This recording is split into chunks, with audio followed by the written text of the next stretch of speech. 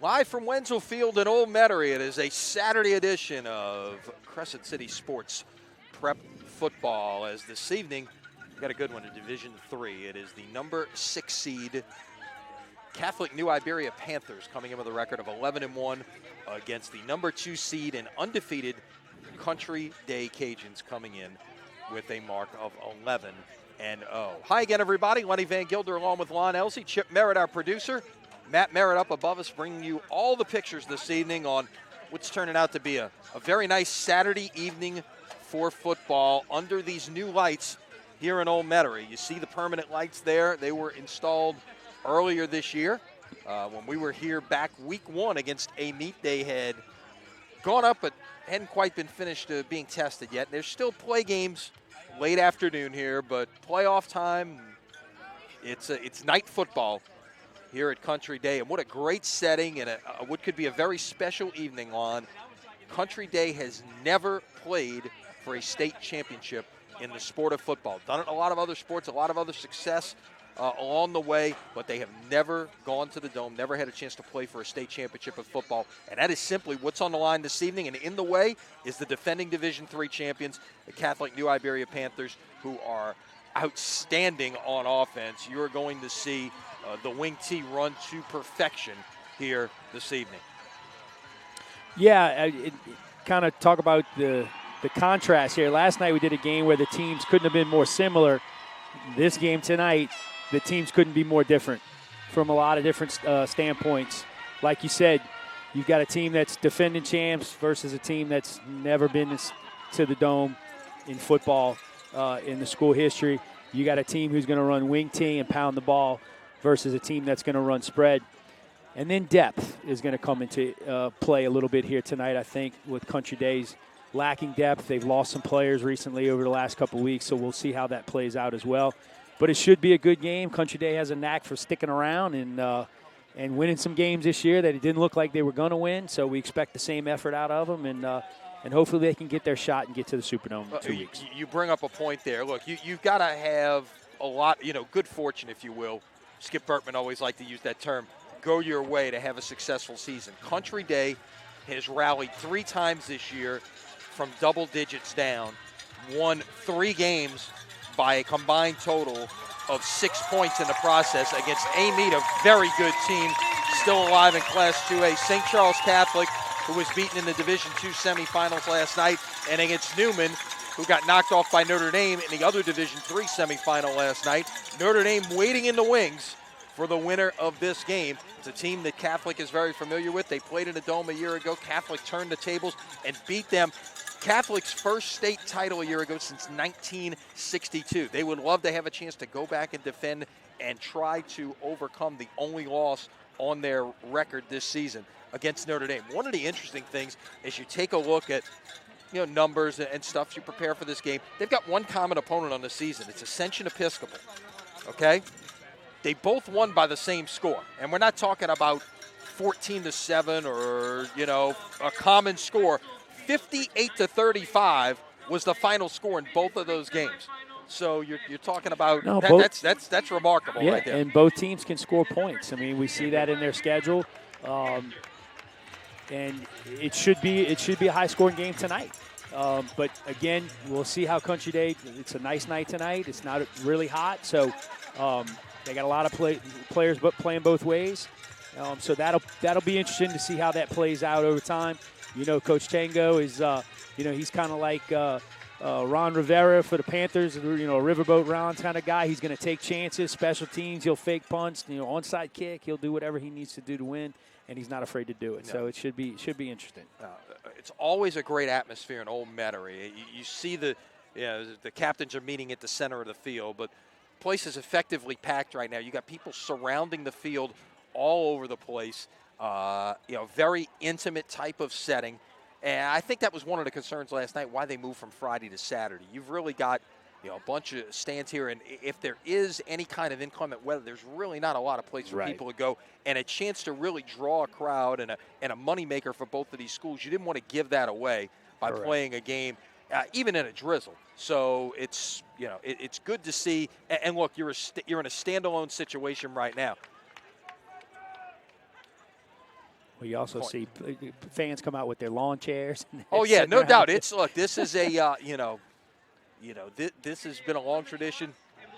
Country Day, you're hearing won the toss, and they are taking the football, which not a surprise when you're talking about Joe Chango's offense. No. He will get things done in a lot of different ways, and we'll get an early look at Justin Ibieta, the 6'5", 215-pound junior quarterback, 2,500 yards passing, 880 yards passing. And we're going to pause for our Star Spangled Banner here from Wenzel Field in Old Metairie.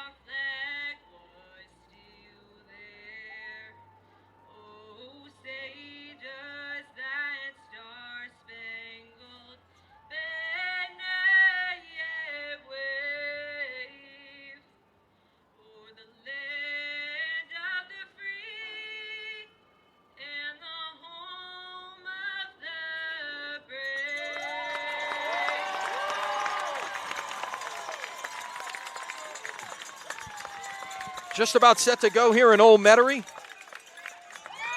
Interesting coaching matchup here this evening. Brent Index, the guy you're very familiar with, Lon. He's been a friend of yours going all the way back to college. 181 career wins. He's a Catholic New Iberia graduate, came back to his alma mater, has won 61 games there, got him to a state championship game in 2014 where they came up short against Calvary, got him back a year ago where they won the first state championship in 55 years. Yeah, he's as good as they get out there. I mean, he's such a good X's and O's guy. He knows the game inside and out. He knows both sides of the football. He's been around football his whole life. He was an all-state quarterback at Catholic High New Iberia. He's coached in the Dome several times. He brought Karen Crow to the Dome several years, and he's coached in college. He spent a year under Derek Dooley at Louisiana Tech, 1 year coaching in college. So he's got a great pedigree. His brother-in-law is his defensive coordinator, keeping in the family, and he's ready to go. I talked to him this morning, and he's ready to go. And we're ready to go here, a couple of minutes early with the kickoff here in Old Metairie, and we are off and playing football on this Saturday evening. From about the 9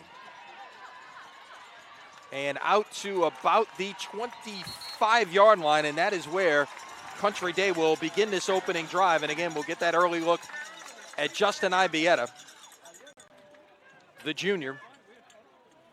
He'll work primarily with Nicky Corciani in the backfield and a rotating group of receivers headlined by Christian Becknell and Tyler Williams, who have combined to catch 26 of the 34 touchdown passes from Ibieta this year.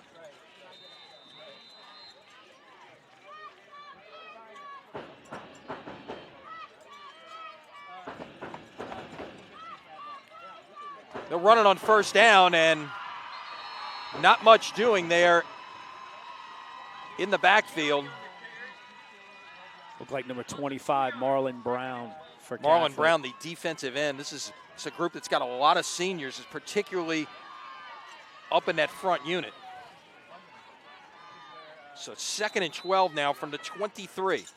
Just underway, a couple of minutes early in this Division III semifinal. Notre Dame awaits for the winner next Thursday night in the Mercedes-Benz Superdome. Going the other way this time, Corciani will get it back to about the original line of scrimmage, and it'll be 3rd down and 10.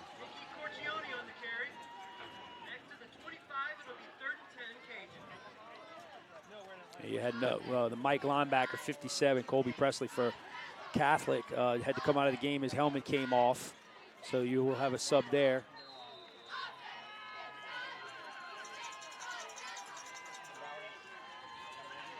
So clearly a passing down here on 3rd and 10. We'll see if Catholic brings pressure.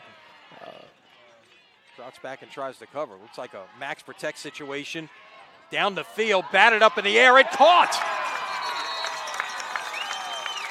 Well, we've seen a lot of those the last 2 days. Yes, we have. Passes and, great concentration by Becknell. Great play.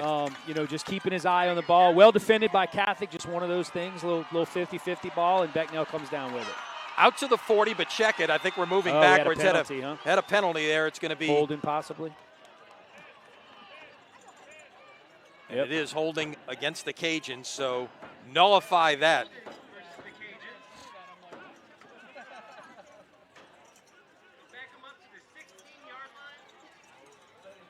They will put the football probably at the 13-yard line based on what I saw. Yeah, so make it now 3rd down and 22 at the 13-yard line. From the 15-yard line for the Cajuns. Posse look for a little screen here, a little tunnel screen or a running back screen, just something safe. Get your guy ball in open space. Catholic's in a too high safety, so they're playing not to get beat deep, and corners are playing off. Ibieta will move, lets it fly, and out of bounds in the direction of Becknell, incomplete. Tried a little back shoulder there. Becknell did a good job adjusting the ball just a little bit wide on the throw. And even if he had made the catch, he was going to be about 5 yards short of the first down. But it's 4th down now. So 3 and out for this Catholic defense on their opening possession defensively, and they figure to get good field position out of this. Ibieta is also the punter. You always got to keep an eye on that. Like I told you before the game, Catholic's going to play safe return. They're not going to let Coach Chango do any shenanigans on defense if they don't have to. Nice. Ibieta with an outstanding kick all the way back inside the 30-yard line. It will take a Catholic roll out to about the 35, but still, that's 52 yards on the punt by Ibieta, and that helps flip the field a little bit. Absolutely.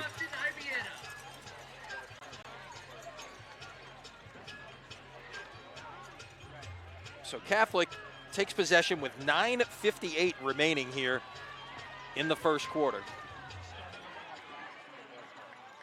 And we'll get our first look at this wing T offense led by the junior Trey Amos, 6'2", 165 pounds. He's only thrown it 43 times in all year. That should tell you about what you're going to see here tonight. And whistle timeout Catholic before this play can even get started. They only had 10 men on the field. They were missing a receiver. The split end was not on the field, so they wouldn't have had enough men on the line. It would have been a penalty anyway, so they took the timeout to get straight. But very uncharacteristic of Coach Indes's team to come out that first play of the first drive and not have the right personnel on the field. And with a timeout on the field, it gives us a chance to remind you the Crescent City Sports Prep Football is brought to you by Riverlands Insurance in Luling, meeting all your insurance needs. Call Riverlands at 1-800-336-4579 or go to RIVINS.com. Our thanks to Nolan Luke and everyone at Riverlands Insurance for their support of high school sports here on CrescentCitySports.com. So a do-over here after the timeout.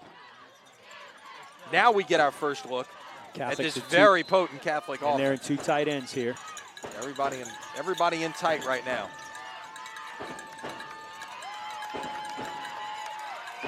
Check with me on the sidelines. The Country Day fans in front of us getting into it. Now the motion. They'll give it straight away to the fullback, and that is a big gashing play for Trey Henry. The 6', 170-pound junior gets 13 yards on first down. Just a simple trap.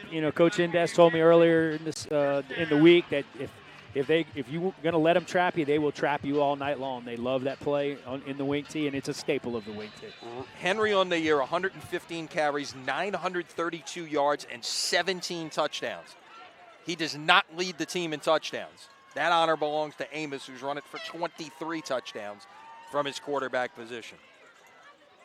So this time we'll see receivers split out to the bottom of your screen.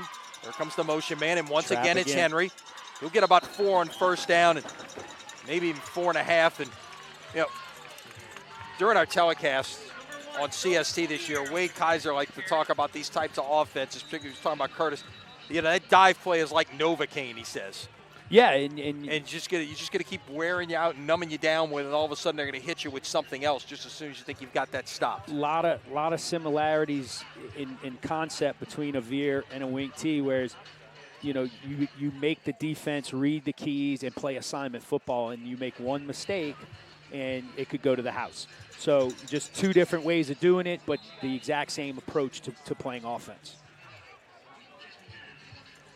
So 2nd down and 6. The ball has crossed the 50 to the Country Day 48-yard line. Opening possession of the night for Catholic New Iberia. The defending Division III state champions looking to get back to the Dome. This will be just a quarterback run right here off the right side, and Amos has room to run. And a late flag coming in at about the 32-yard line near the end of the run. You know, I saw him stiff arm. I don't know if he grabbed the face mask when he stiff armed, or maybe he got face mask, but we'll wait for the official signal. Our officials out of the Lake Charles Association this evening. Personal foul, face mask. It is against Country Day. So the gain of 16 will stand. Add another 15 to the end of the play. Look, Amos, the quarterback, he's a really good athlete now, you know, and in the wing T, you don't see much quarterback runs, designed runs, but right there, that was just a quarterback sneak, and just say, hey, if we can set the edge, it's my best player against your guys, and we see what happened there. You always, like we talked about last night, you want to find a way to get the ball in the hands of your playmakers, and that's exactly what they do here. Give it away once again. That's the fullback Henry on the carry. That was a Give him about 4. Yeah, too tight set again. Just a little belly off tackle play to the fullback. Good push by the line. Good 4-yard gain there. And look, he'll take that all night. Coach Indes will take that all night. If he gets 4 yards every play, he's scoring touchdowns, keeps their offense off the field. He's not afraid to just grind it out. Actually, make it 3. Make it 2nd down 7. Ball at the 14-yard line. Catholic began this drive at the 35. And I think you're going to have not a hold. much doing there. Yeah, as a flag came in there. It is holding against Catholic. That will was on number 76, Colby Abear. Moves the Panthers behind the sticks for the first time tonight. And ordinarily you say with an offense like this that's going to predominantly run the ball, that's not where you want to be, but as potent as they are, it may not make that much of a difference. No, he's going to run the ball. You know, don't be surprised if he does throw it here, but you know, sticking to the run is what he wants to do. But a little play action might be something he could pull out of the bag here. 2nd and 17, the ball at the 24-yard line. We tick under the 8-minute mark here of the first quarter. Still looking for our first score of the evening. Amos keeps it himself, has room to run, Yeah, he might headed score. towards the corner of the end zone, and he is in for the touchdown. Yeah, that was a little play action, kind of a little waggle pass. Country Day heavily over pursued it. There was a big opening up the middle of the field. He saw it, and he took it to the corner. 24 yards on the touchdown run by Amos. Touchdown number 24 on the season for the Catholic quarterback.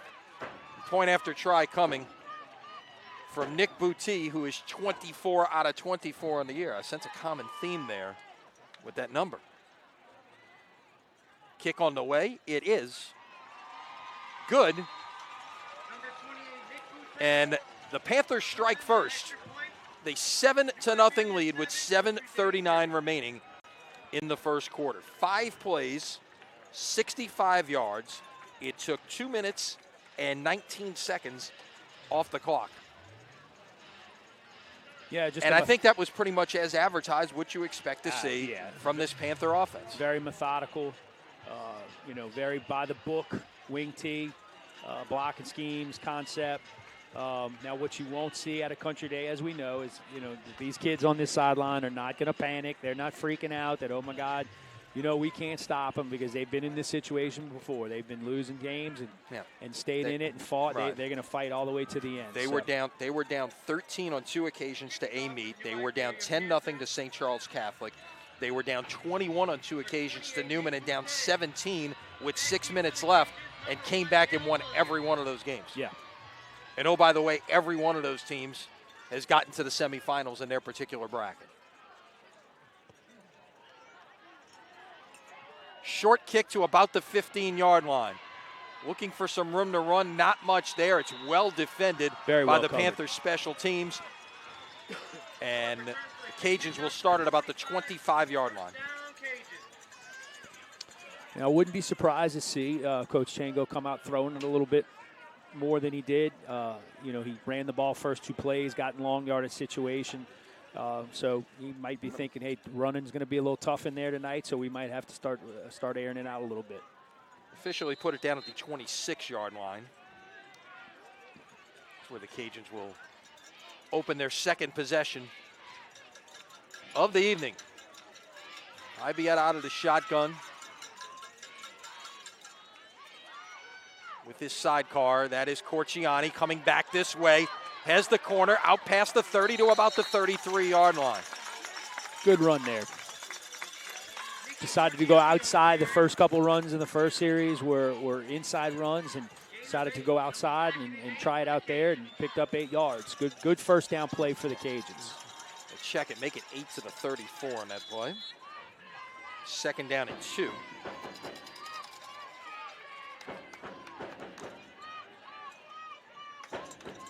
Clock ticks under the 7-minute mark here in the first quarter. Catholic with the early 7-0 lead. Give it away once again. Corciani has the first down and a couple of more out to the 38-yard line. Talked to Joe Chango briefly before the game. He's a little bit under the weather. Really battling some flu-like symptoms, I guess. Said, I'm sure there's one thing that would make you feel better. And without a doubt. Yes, indeed. And it's spelled W-I-N. Move it out to the 39-yard line. 1st and 10 for Country Day. Play action. Ibieta avoids the rush. That pass is intercepted. Yeah, poor decision by Ibieta. It was an RPO. He looked to throw the quick slant. Wasn't there, pulled it down, felt pressure, tried to force something. You don't see him make many poor decisions like that. He's a gamer, but that's a big play early on for the Country Day offense. Nicholas Bournet, the strong safety outside linebacker, kind of hybrid in this offense. Team leading 5th interception of the year, and he puts Catholic New Iberia in business at midfield.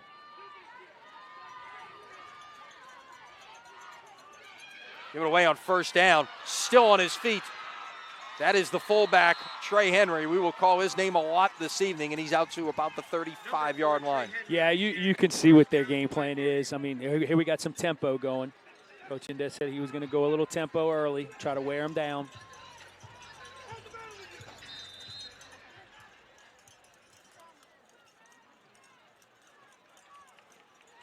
Same exact play. Went back up the middle, bounced off his own man, kicked it outside and picked up about 7. As I was saying a little while, you can see their game plan. They're going to pound it. Quick hitters to the fullback. That's mainly what you've seen. Quarterback run. Everything quick. Not a lot of, you haven't seen the buck sweep. You hadn't seen any counter crisscross. Everything straight ahead right at them.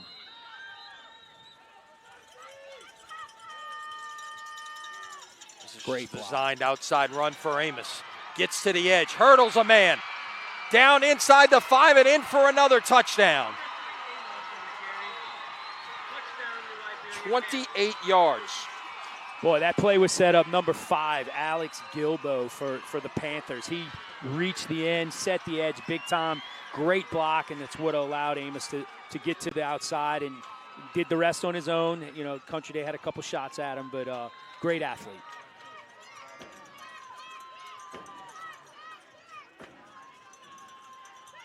Point after. Up and good.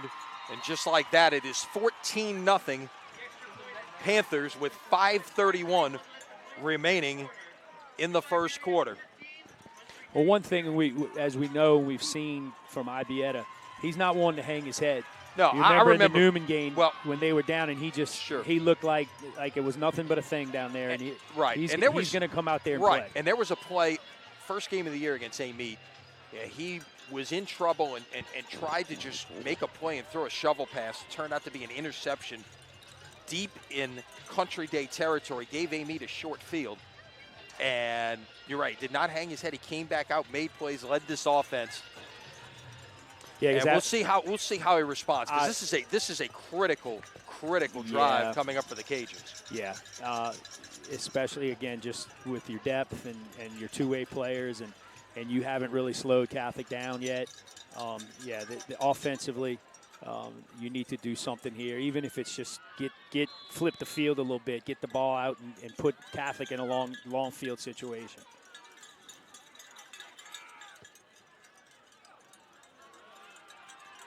From the 15, ball hits the ground. Quick recovery, trying to make something out of nothing here, but not much of an opportunity. Country Day's going to start inside the 20-yard line. Yeah, unfortunately, he dropped it.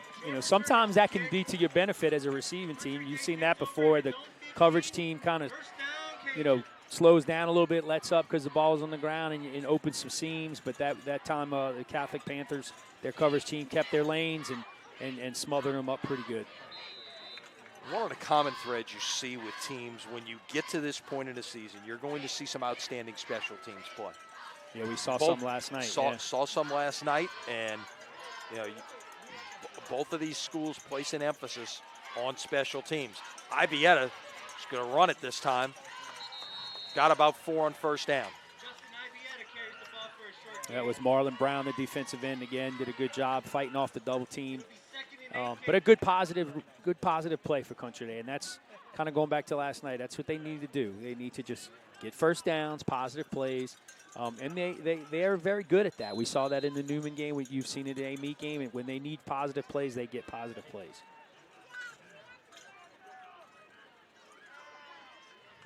Empty backfield. Another quarterback run. Run it, and out near the 25-yard line. It's going to be third down on about 2. So what I think, just like you say, putting my coaching cap on, I think what you see Coach Chango doing here is by doing that, you get another blocker. Now your running back can be a blocker, so now you can get more hats on hats. And Ibieta's a big kid, so he's going to fall forward most of the time. So I think that's kind of the mindset by Coach Chango offensively, and you see empty backfield again. Looking to run left. Ibieta has the first down and then some. Out to about the 33-yard line.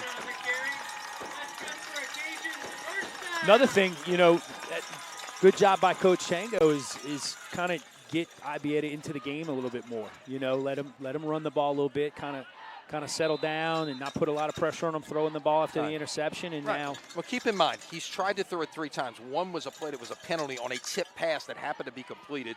There was an incompletion when he got pressured. There was an interception. That is the 3 times he's dropped back to throw the football. Another quarterback draw, and this time it looks like it's a little more snuffed out by the Panther defense. So about the 35, gain of 2. It'll be 2nd and 9, Cajun.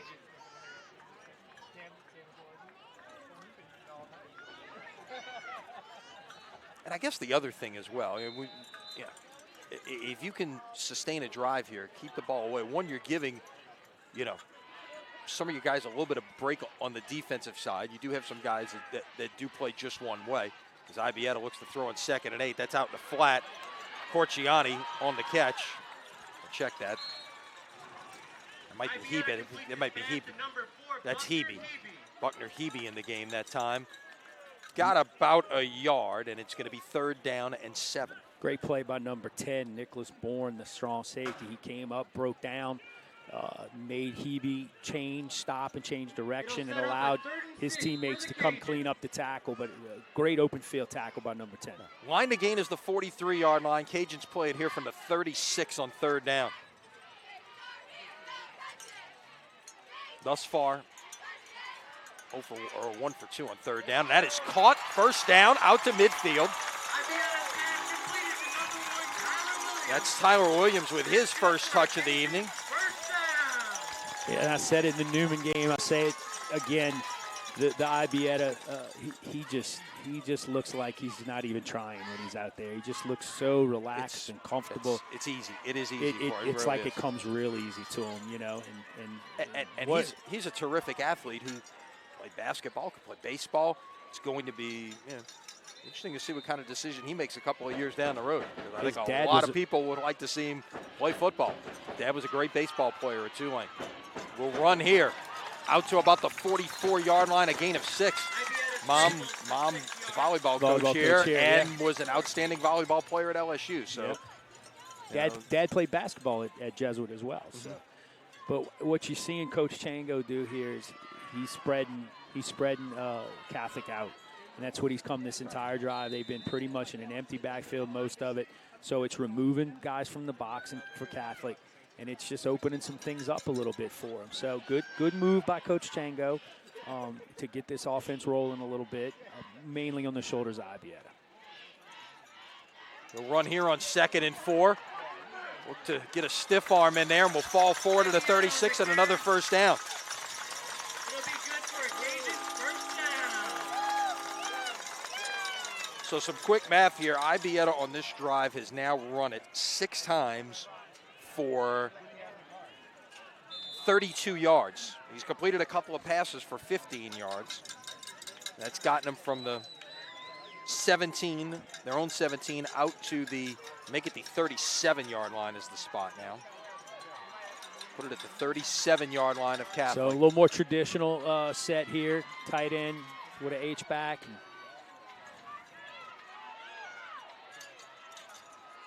This is the running back, Corciani, who's tripped up that time. No gain. Yeah, read well by 19, Chris Landry for the Panthers. Saw the little counter play and shot the gap from the weak side, from the backside of the play, and made the tackle. This drive started with 5:24 remaining in the quarter. We've now ticked under a minute, so Cajuns doing a good job here of putting some first downs together and playing keep away right now, really. And this is the part of the field where they really miss Ross Talbot, that fine tight end they had, because this is the part of the field where they'd like to hit him up the seam. Yeah, exactly. And a little pop pass that we call it. Corciani churning, falling forward out to about the 33-yard line on what may be the final play of the first quarter. Yeah, I wouldn't think that Country Day's in a big hurry to run another play. Like I said, Corciani's not a real big kid, but boy, he ran hard right there. You see him at linebacker as well. He's one of those big two-way players. That'll end the first quarter of play. And it's been dominated by the Panthers of Catholic from New Iberia. 14-0. Catholic leads this one after 12 minutes. Second quarter coming up. Stay with us. You're watching high school football from Crescent City Sports.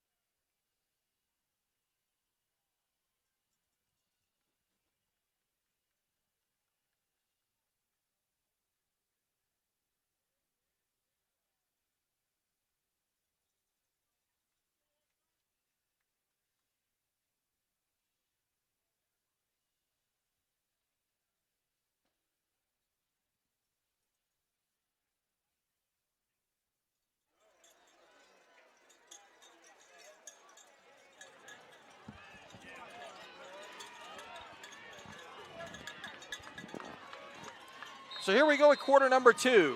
Country Day now moves right to left. Big possession down here, 3rd and 6 at the 33. Ibieta rolls, looks, fires. Incomplete, not out of bounds. Yeah, a few of the Country Day fans looking for a flag there. I was 2 guys going for the football. Plus, the ball was a little bit out of bounds as well. And now we got a 4th down situation. You're in that yeah, no man's land. I yeah, think it's absolutely. 4-down territory. But this is exactly what we said at the beginning of the drive Country Day needed to do. Even though they might not get points here, at least they're in a situation where Catholic doesn't have the greatest field position in the world.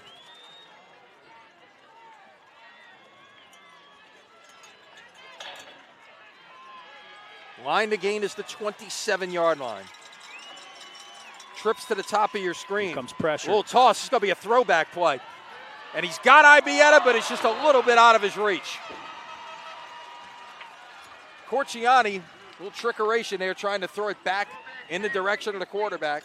Wonder if Coach Chango was at the Arid East Ascension game. We saw that. We saw that play tried last night. Little did we know at the time it was Wyndham who threw the pass, and Windman. I'm sorry. And little did we know that we'd see him at quarterback and end up deciding the game, and a defensive end for that matter. What a crazy night that was. If you didn't get a chance to see it with us. Good call, though. I like the call by Coach Chango. You're trying to make something happen. On 1st down, not much doing that time. And really, first good play we've seen from this Country Day defense on 1st down. Yeah. They snuffed out Henry on the 1st down play for a gain of a yard. It's Again, 2nd and 9. Yeah, just a little off-tackle belly play to the fullback. I mean, you see that's what they want to do, run right at him. They know they've got it. They've got a size advantage on the offensive line to the defensive line of Country Day. The first 5 1st down plays for Catholic, 13, 4, 3, 15, and 7 yards. That only got 1, so 2nd and 9. Here comes the quarterback around the edge. This has not been stopped yet tonight, and they will finally run Trey Amos out of bounds at the 43, but there's a flag down. They already moved the chains. And now they're going to move him back. That'll set up a 1st down for New Iberia Catholic.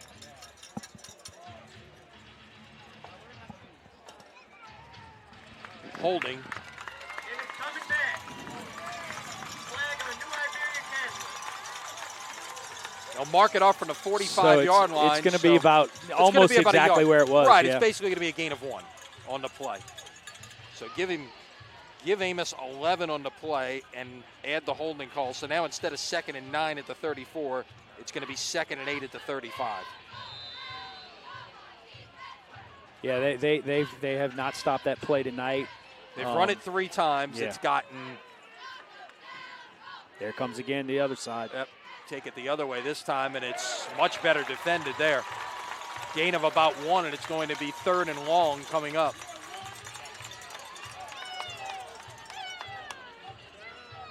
Like Cormier made that tackle, number 1. Oh, no, sorry, I'm looking at the wrong sheet. Tyler Williams. Tyler Williams, yeah. Plays one of those guys who plays both ways. He's a safety on defense, a wide receiver on offense. You've already heard us call his name, making a catch. So here we go, 3rd down, 7. First time tonight Catholic has faced a 3rd down. Keep it on the ground. Just buck sweep. And it's well defended once again. That was Zoe Cormier, first time we've called his name this evening. On that buck sweep, maybe got a yard, or 2, I should say, and it's going to be 4th and 5. Hey, that's a big stop right there because Catholics had their way with the Country Day defense offensively. They've run up and down the field twice on them. Huge stop by the Cajuns. After an out on downs. So we'll see what happens here. Country Day getting another shot, see if they keep going to what they were going to with a steady dose of Ibieta running the football. Looks like they got personnel issues again. Timeout. Yeah, they were missing a player on the punt team. Timeout, New Iberia Catholic. And that sometimes happens in the smaller classifications. You see that more often than you do in the bigger classifications because you got a lot of guys that are, never come off the field. And you got a lot of guys that sometimes are back on the back getting defensive, coaching. And then there's a punt situation. They don't hear punt team, so they don't. So, personnel happens a lot with the smaller classes. And when you're a team like Catholic who moves the ball up and down the field, maybe even better than the Saints do, they don't punt a lot. Right.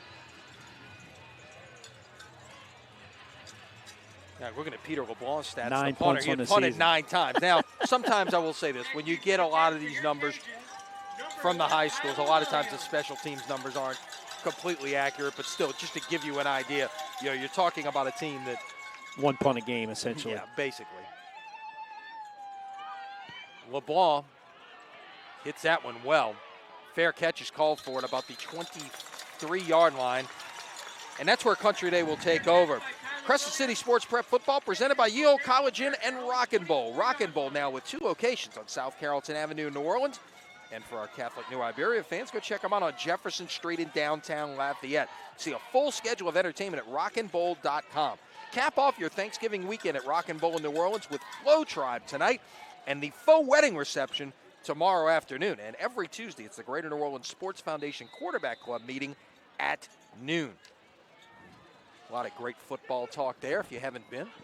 One of these days, we've got to get Lon over there to come speak. I went last year one time. It's just hard. It's hard. So Country Day with 9:32 remaining here in the first half takes over at the 23. Ibieta will throw the screen pass.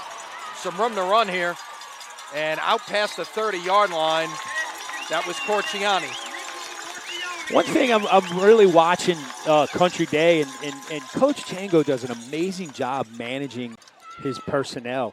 You know, like a young man, Dylan Simmons, number 5. He's just one of the starting wide receivers, but he played a lot of defense the last series. So after the punt, he comes off the field, gets his break. They have a couple other guys he can put in. So being able to do that is really beneficial to them with their depth. Yeah, he will rotate 3 and 4 guys through at wide receiver, at corner and safety, just to be able to get some guys, some plays off here and there. 2nd down and 1. Ball at the 32-yard line. It's straight ahead. Corciani bounces it outside. It's going to be right at the sticks. Let's see if they give him the first down. I think he's going to be a little short. Short gain for the Cajuns. It'll be 3rd and 1.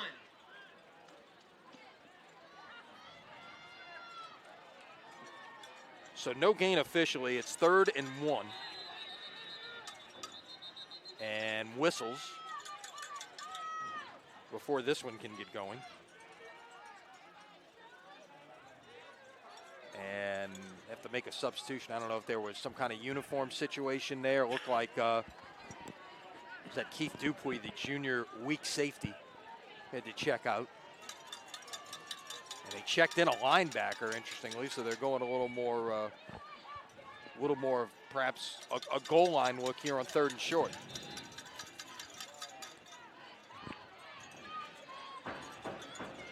Ibieta's going to keep it.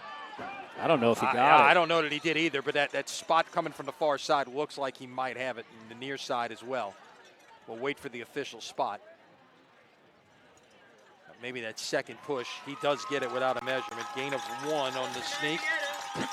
And it's 1st down and 10 at the 34-yard line. Yeah. We said last time was critical, in terms of a drive. I think if you're Joe Chango's club right here, you got to find a way to get points out of this, because who knows what's going to be the situation in terms of whether you're going to get another possession this half, depending on how long you hang on to the football here. Ibieta rolling to the far side, fires broken up, and that was once again Nicholas Bornet, the strong safety, the junior, 6'2", 175-pounder, had the interception back in the first quarter. I tell you what Ibieta missed is the number 2 receiver there. He did a little stutter go up the hash and ran right by the safety. It's something the Country Day coaches hopefully saw up in the press box and come back to that, because if he would have just pumped it and let it rip, it could have been a huge play for him. So 2nd down and 10. Ball is at the 35-yard line. Pass is caught and room to run. Inside the 30, inside the 25, down on the 22-yard line goes Tyler Williams. That was the RPO right there. Great read by Ibieta. Came to the single receiver side. Catholic's defense had kind of shifted over to the formation, to the trips formation, and left that slant wide open. That's the play they've been looking for to get right back into it. It's a gain of 43 down to the 22-yard line of the Panthers. Country Day, deepest penetration of the night. Looking to pay it off here and turn this into a one-score game. Ibieta gives it away. Room to run for Corciani out near the 15-yard line. Number 6, Nikki Corcioni on the carry. I tell you, this team in gray, they don't know what the word quit means. They really don't. I mean, they just, it wasn't looking real good in that first quarter, and now they just, we're going to play. We're going to play for 4 quarters, and you're going to have to beat us. Again, 3 times this year they have come down from double-digit deficits. A lot of times in the fourth quarter, they come back and win. And against 3 very good teams. Corciani again, bounces it outside. Out near the first down marker. We'll see where they put it down. Nikki Corcioni on the Looks like carry. he's going to be a little short Yeah, it again. looks like about a yard short at the 13. It'll be 3rd and 1. Now they might measure here.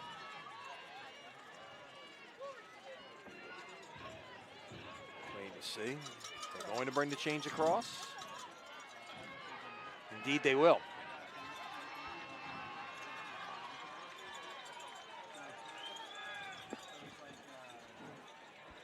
So it'll either be first down at the 12 or perhaps 3rd and inches at the 13. What kind of adjustments do you think Country Day has made, especially after those first 2 series? Well, the one thing we saw initially was trying to Empty spread them out. backfield, and let go Ibieta run. And now they've gone a little bit more conventional, but yet continue to move the football, and it's about a foot short. It'll be 3rd and Well, 3rd I and- think by doing that, then Just short. you made Catholic respect Ibieta as a runner. So now, with the other things they're doing, you have to pay attention to them.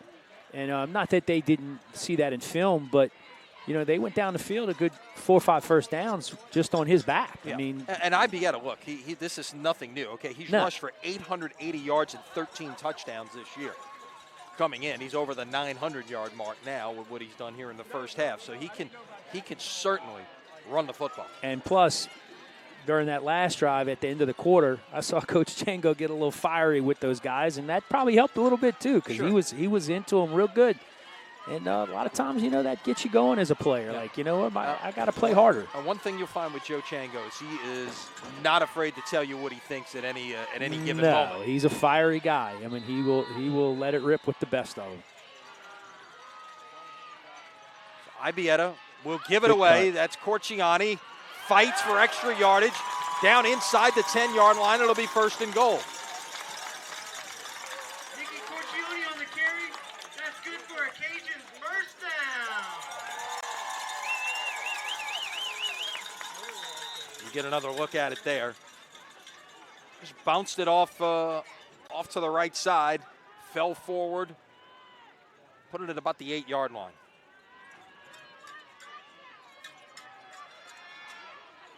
Clock ticks under 7 minutes here in the first half. Ibieta going short corner, touchdown. Back shoulder. Tyler Williams, 8 yards in the touchdown, and the Cajuns are right back in it. It's 14-6 with a point after coming. And I tell you, Ibieta, he caught the ball and he threw it. He knew exactly where he was going. There was no read. He said, I'm going to see if my guy was better than your guy. And look, that was completed on number 8, Peter LeBlanc, who's essentially Catholic's best player on the team, and he does play both ways as well. So, great drive by Country Day to get back in the ball game. Exactly what the Cajun fans were looking for. 9 plays, 76 yards, took 2 minutes and 49 seconds. Point after is blocked. High snap.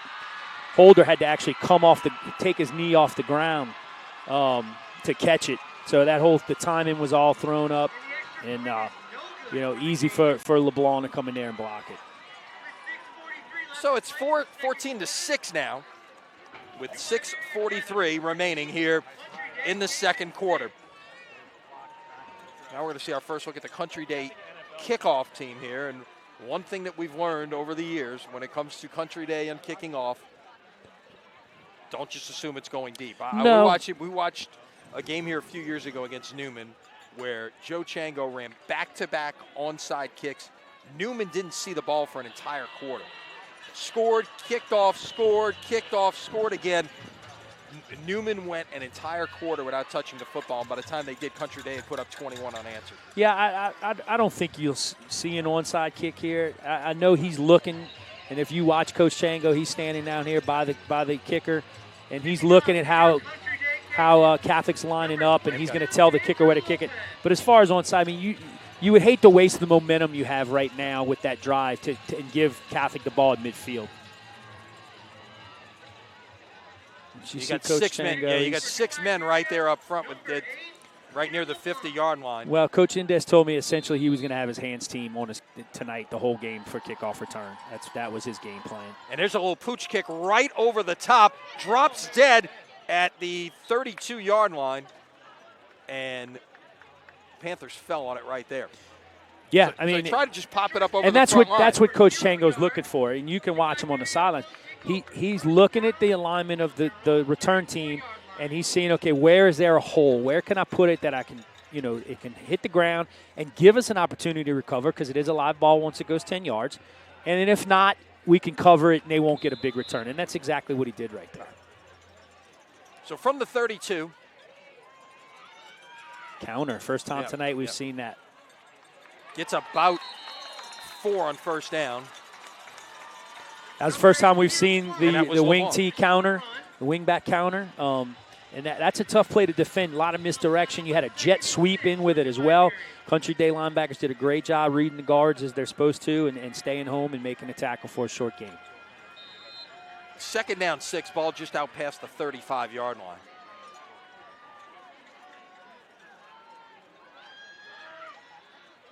And back to work with the fullback, Trey Henry, who will get it out to about the 39-yard line. It'll be 3rd down and 3. Well, that's the Panthers game, and they're going to run the counter, run the belly. Wouldn't be surprised to see him run it here again.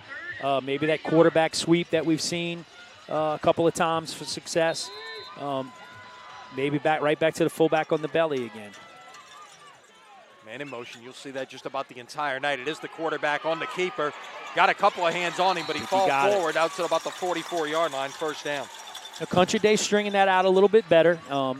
Not quite getting the reach like they did. It looked a little more like almost like a belly option play, but doesn't have the option to pitch it, rather than that just quarterback sprint out keep that he was running earlier. Just a little different wrinkle, but the same concept. Get the quarterback, the athlete to the edge, and let him do something with the ball. Yeah, the times we've seen Trey Amos run the ball thus far, it's really been just a quarterback sweep type of situation as opposed to a traditional option look that you might see as you see here. Hurdles a man, breaks a tackle into Cajun territory, and he is going to go. I think he's going to score. 15-10-5 touchdown, 56 yards for Amos. Flags. Again, he's just a great athlete. Country Day actually had a couple of guys there to make a tackle. He jumped through one tackle, and it just, when you have a player like that and he's touching the ball every play and you got to defend it, it's tough on the Country Day defense. 4 plays, 68 yards, took 1:35 off the clock. That is 3 touchdown runs thus far for Amos, 24, 28, and 56 yards. So just those 3 runs alone, he's over 100 yards on the night. And it's 21-6 now with 5:08 remaining in the second quarter. Great answer by the Panthers. They allowed that long drive by the Cajuns and, let the Cajuns kind of get back into the game, make it 1 score, and then it became the Amos show. Just like it was the Ibieta show earlier, and he took it to the house on that play. So, a play they've run real well tonight. Other than a holding call, they've gotten significant yards on that play every time.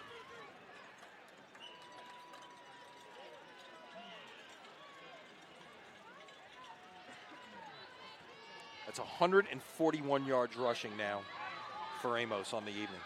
And look, I mean, they're not. And we've got 5 minutes. We got 5 minutes left in the second quarter. He'd run for 1,139 yards this year in 12 games, so a little under 100 yards a game.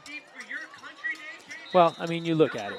He's thrown 43 passes on the year, and he's rushed 122 times. Right. So what is that? He's not a thrower. He's a runner. Short kick to about the 14, back this way. Breaking one tackle and falling forward to about the 32-yard line. Good return. That was Williams. Cajuns will take over on their own 31-yard line. First down, Cajuns. So we see if Country Day can answer here. And, you know, the history of the season shows that they probably will. That's the way they played all year. They will.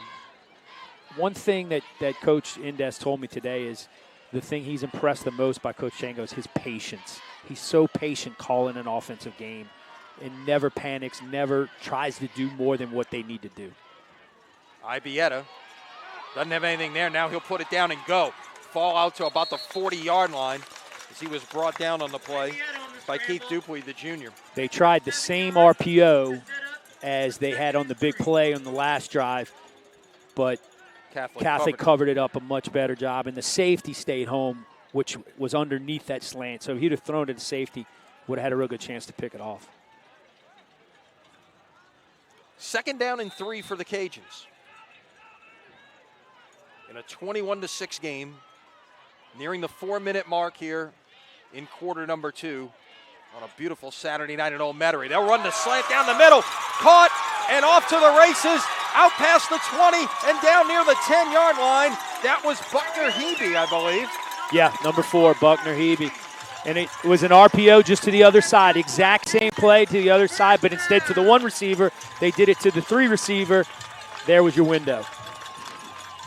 One of the things that's happened over the last couple of weeks, Lon, is with the injury to Talbot, they've started using Hebe a little more. He was the primary running back at the start of the year, had a hand injury. He's been used more in kind of a wing slot role, and you saw that there. He's playing the same exact position as Talbot did, number 9, the great two-way player for Country Day. And that's he just went right up the seam on the RPO, and the linebacker stepped up, and there's his throw.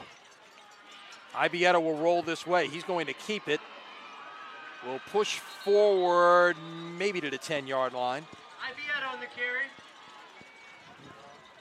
About 1.5 yards on the play. Call it 2. 2-yard game will set up a 2nd and 8. It'll be 2nd down, 8 ball at the 10-yard line. Said this might be a high-scoring game this season. Might be turning into that kind of back and forth here. After the Cajuns struggled offensively early, it seems like they've kind of got some things going here. Settled down. And I think the key to it is they've run the ball. That first couple series, they weren't able to, but they've been able to the last couple of series, and it's given them success. 4 on the play clock. Snap is away. Ibieta trying to get away from pressure. Now we'll kind of lateral it out there. Had a man just waiting there in the backfield, and it's going to be officially a run for a gain of about 1 yard. And I believe that was Corciani. But he does that a lot, doesn't he?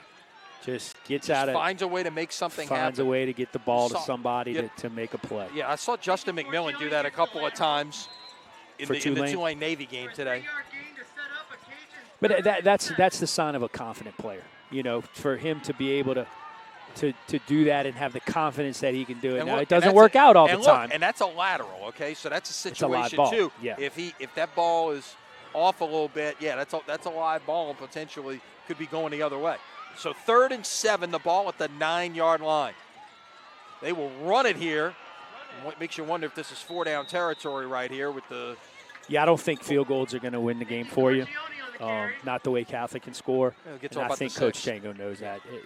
You need touchdowns. Now there is an argument to kick the field goal here with only 2 minutes to go in the half. At least get something because Catholic is getting the ball to start the second half. So not come away with points here could be huge. Because Catholic could not possibly get a score and another one and start the second half. So they're going to let the clock run down pretty far. I think they're going to let it run down, call timeout, think about this. One thing I saw earlier this year in the A-Meet game, they were in a similar type situation, lined up for a field goal down deep here and faked it. Wow. But it looks like they're going to try to run the play with 4 on the play clock, maybe try to draw Catholic offside. He called and timeout is called. It looked like that's what they were doing. He made a little abrupt move, kind of moved his arms, maybe trying to get him to jump. And he got a little bit of a reaction from the front of Catholic. They did move a little bit, but not enough to get into the neutral zone. This is a tough call right here because points would be important, even though I don't think field goals are going to win it for you. But points with only a minute and a half to go in the half, I think could be huge, considering who gets the ball to start the second half. Sure. But at the same time, like I said, I don't know if field goals are going to win the game for you. I think touchdowns are where you're going to need touchdowns. So, tell you what, if Matt Merritt can break away from the huddle there, look at the crowd that he had just gathered all over this facility tonight. Yeah. They are everywhere. There's a ton. There were Catholic people getting here over 2 hours before the game. Make sure they had a spot to watch this one. Well, and you look at this side, you got a Country Day people standing down the line. These seats are full. You got people down the way, every far as the eye can see pretty much. Well, in those two sets of bleachers by the scoreboard, and I know we can see that on the camera, Coach McGuire, the athletic director, told me that they got those from the Saints, I believe, to come over here. Was it JPRD? Which was Jefferson JPRD? Parish. Yeah, they get them. Well, it's all. I think that they both get them from JPRD. Yeah. So they're you got to accommodate whatever you can accommodate on a night Coach like this. Chango's going for it. On 4th and 4. He's going to throw the jump to ball the again. End zone, caught, touchdown. Again, the same play, back shoulder. My guy against your guy. My guy made the play. Picking on LeBlanc there. Now, he's not a DB. That's not his true position. He's more of an offensive player, receiver type. But he's a great athlete. He's probably the best athlete on the team. And looks like they're going to go for 2 here. I don't know if you start chasing the points now, but that's what it looks like they're going to do. 6 plays, 67 yards, took 3 minutes and 37 seconds. Second touchdown pass of the night, Ibieta to Tyler Williams. Ibieta now 36 touchdown passes of the year, 13 of them in the direction of Williams.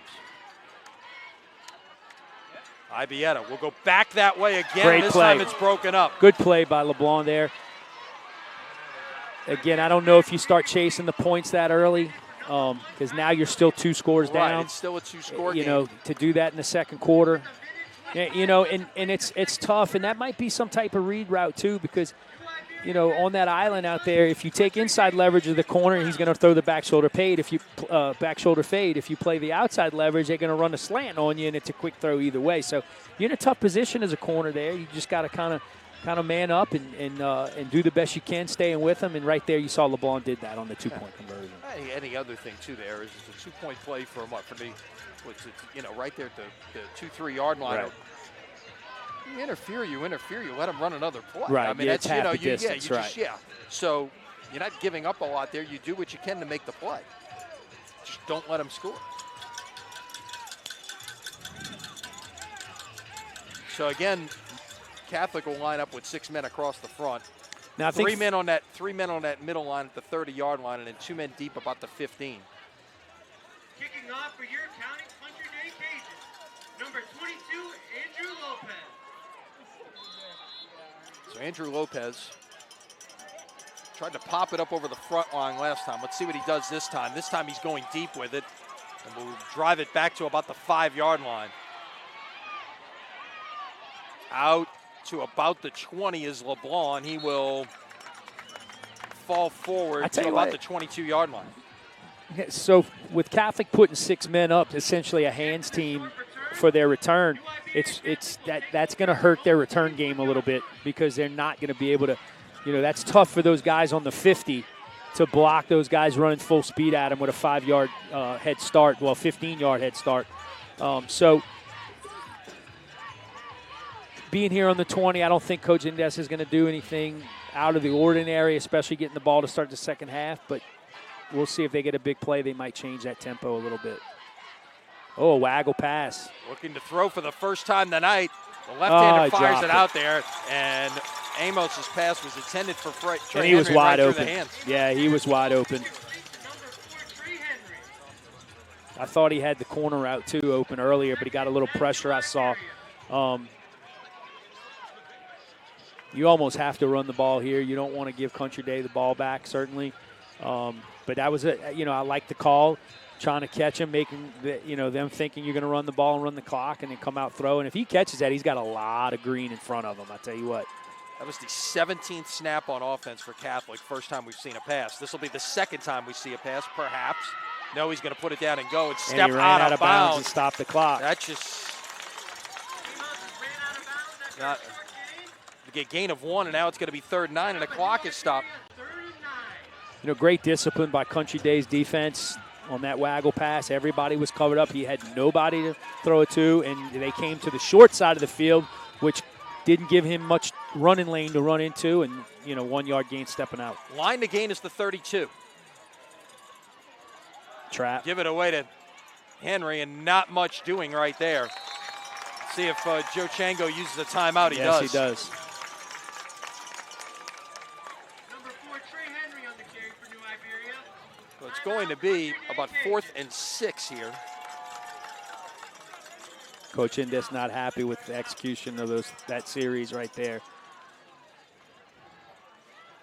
So the Cajuns are going to get the ball back effectively with a little under a minute to play here. 59.7 you see on the clock. And I would think, do they have 1 or 2 timeouts left? I don't remember them taking one earlier. They used one. Right there, right. And one there, so now they have one. So they remaining. have 1 left. Okay. But one thing that we've learned, that the Newman game showed us anything. It really doesn't matter. They can get the ball down the field in a hurry. Yeah.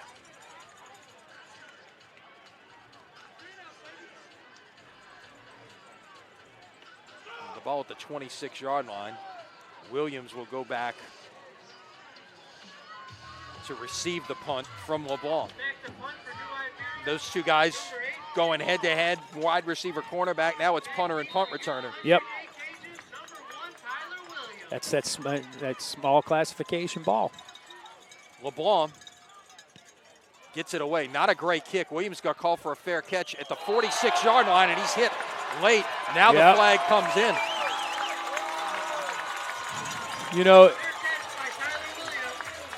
That was on number 18 for Catholic, Evan Wynn. The only thing I can think of why he did that is he thought the ball might have come loose on the catch, and he was diving in there to go for the football. There was no reason for him to hit him otherwise. So the dead ball personal foul. Yeah, some great field position. Personal foul, unnecessary roughness on New Iberia. So with that, 53.5 seconds on the clock here. Take it. Cajuns now with the ball on the plus side of the 50 to start a possession for the first time tonight. And what's interesting is Catholic got the ball there, Lon, with 1:17. 3 plays and a punt took 23.5 seconds off the clock. And now a short field from the Cajuns. Slant from which go. to work. Slant and go, and he's got Williams. Caught inside the 10 at about the 6-yard line. Safety bid on the slant. Exactly what he's not supposed to do. He's the deep safety, and he ran right by him, and big play. What a change of events right here. I mean, first quarter, Country Day looked dead in the water, and now they got a chance to be down 1 or 2 points at halftime. Clock on the move. We'll tick inside 40 seconds. Ibieta rolling far side. Now he's going to look to throw it back the other way. Man was knocked down, but no flag. They just tangled up. Saw okay. It was Becknell. He was coming across. They were going to throw it back to him across the back line. They just tripped over each other. That was a great no call by the officials. And it's kind of a result of having the amount of officials we have, because you actually have 3 back judges. Right. You get which seven if you might have had 1 or 2, that flag might have been thrown. Right. You see 5 in the early rounds. Now we're getting in the later rounds here. You've got 7. You'll have 7 in all the games in the Dome in 2 weeks. Again, this crew out of Lake Charles. Well, it's just fewer games, more, you have more officials to assign at this point. Exactly. Ibieta looking to go to his favorite target. Williams, touchdown.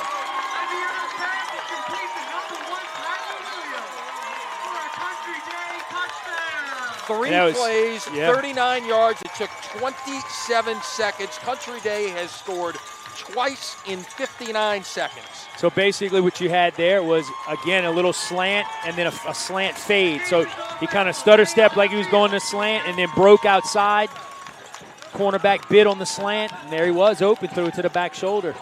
They're going to have to do something with him, with Tyler Williams, especially in the red zone, because he's eating their lunch right now. For the point after, it's Andrew Lopez on the way, and the kick is good, and it's a 21-19 game with 26.1 seconds remaining in the quarter. Well, we knew the Cajuns weren't going to go away. I mean, we just knew that wasn't going to happen, and we're seeing it right now. This is how they played all year. You know, this is they're very much an example of their head coach. I mean, he's a fiery guy. They're a fiery team. Even though their depth is small and their numbers are small, I tell you what, they're going toe-to-toe with this football team right They've here. got 21-20, and have just announced 21-20 on the No, scoreboard, but it's 19. Yeah, that's not right. No, it's, yeah. Unless they adopted a new rule before we got here today that they just a changed kick PAT is worth 2. Yeah, it's not the case. So 21-19 game with 26.1 seconds. So do you halftime. onside kick it here? When Joe Chango is on the sidelines, expect anything. A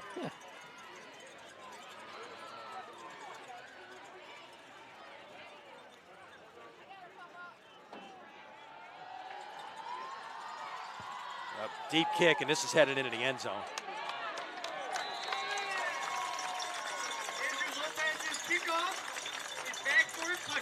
Well, I tell you, from my conversations with Coach Indes this week, he knew he was in for a battle tonight. You know, regardless of on paper, the numbers game, he said this was a good football team, and he had nothing but praise for the coaching staff, for the players, and for the program. And that's what he got. You know, he was expecting it, so I'm sure he practiced that way with his players, and they were expecting it as well. But I would highly doubt he would be throwing the ball here. No, yeah, he's going to take it. They're in victory formation. They're just going to take a knee and take it into halftime.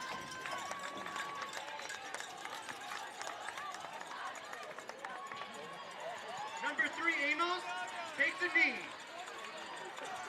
And that will be the final play of what has been a very entertaining first half. Catholic delivered some early punches. We've seen some counter punches from Country Day twice here in the final 90 seconds of the half, and this is a 2-point game at halftime. Their halftime score, Catholic New Iberia 21, Country Day 19. Back with more. After this, you are watching high school football on Crescent City Sports.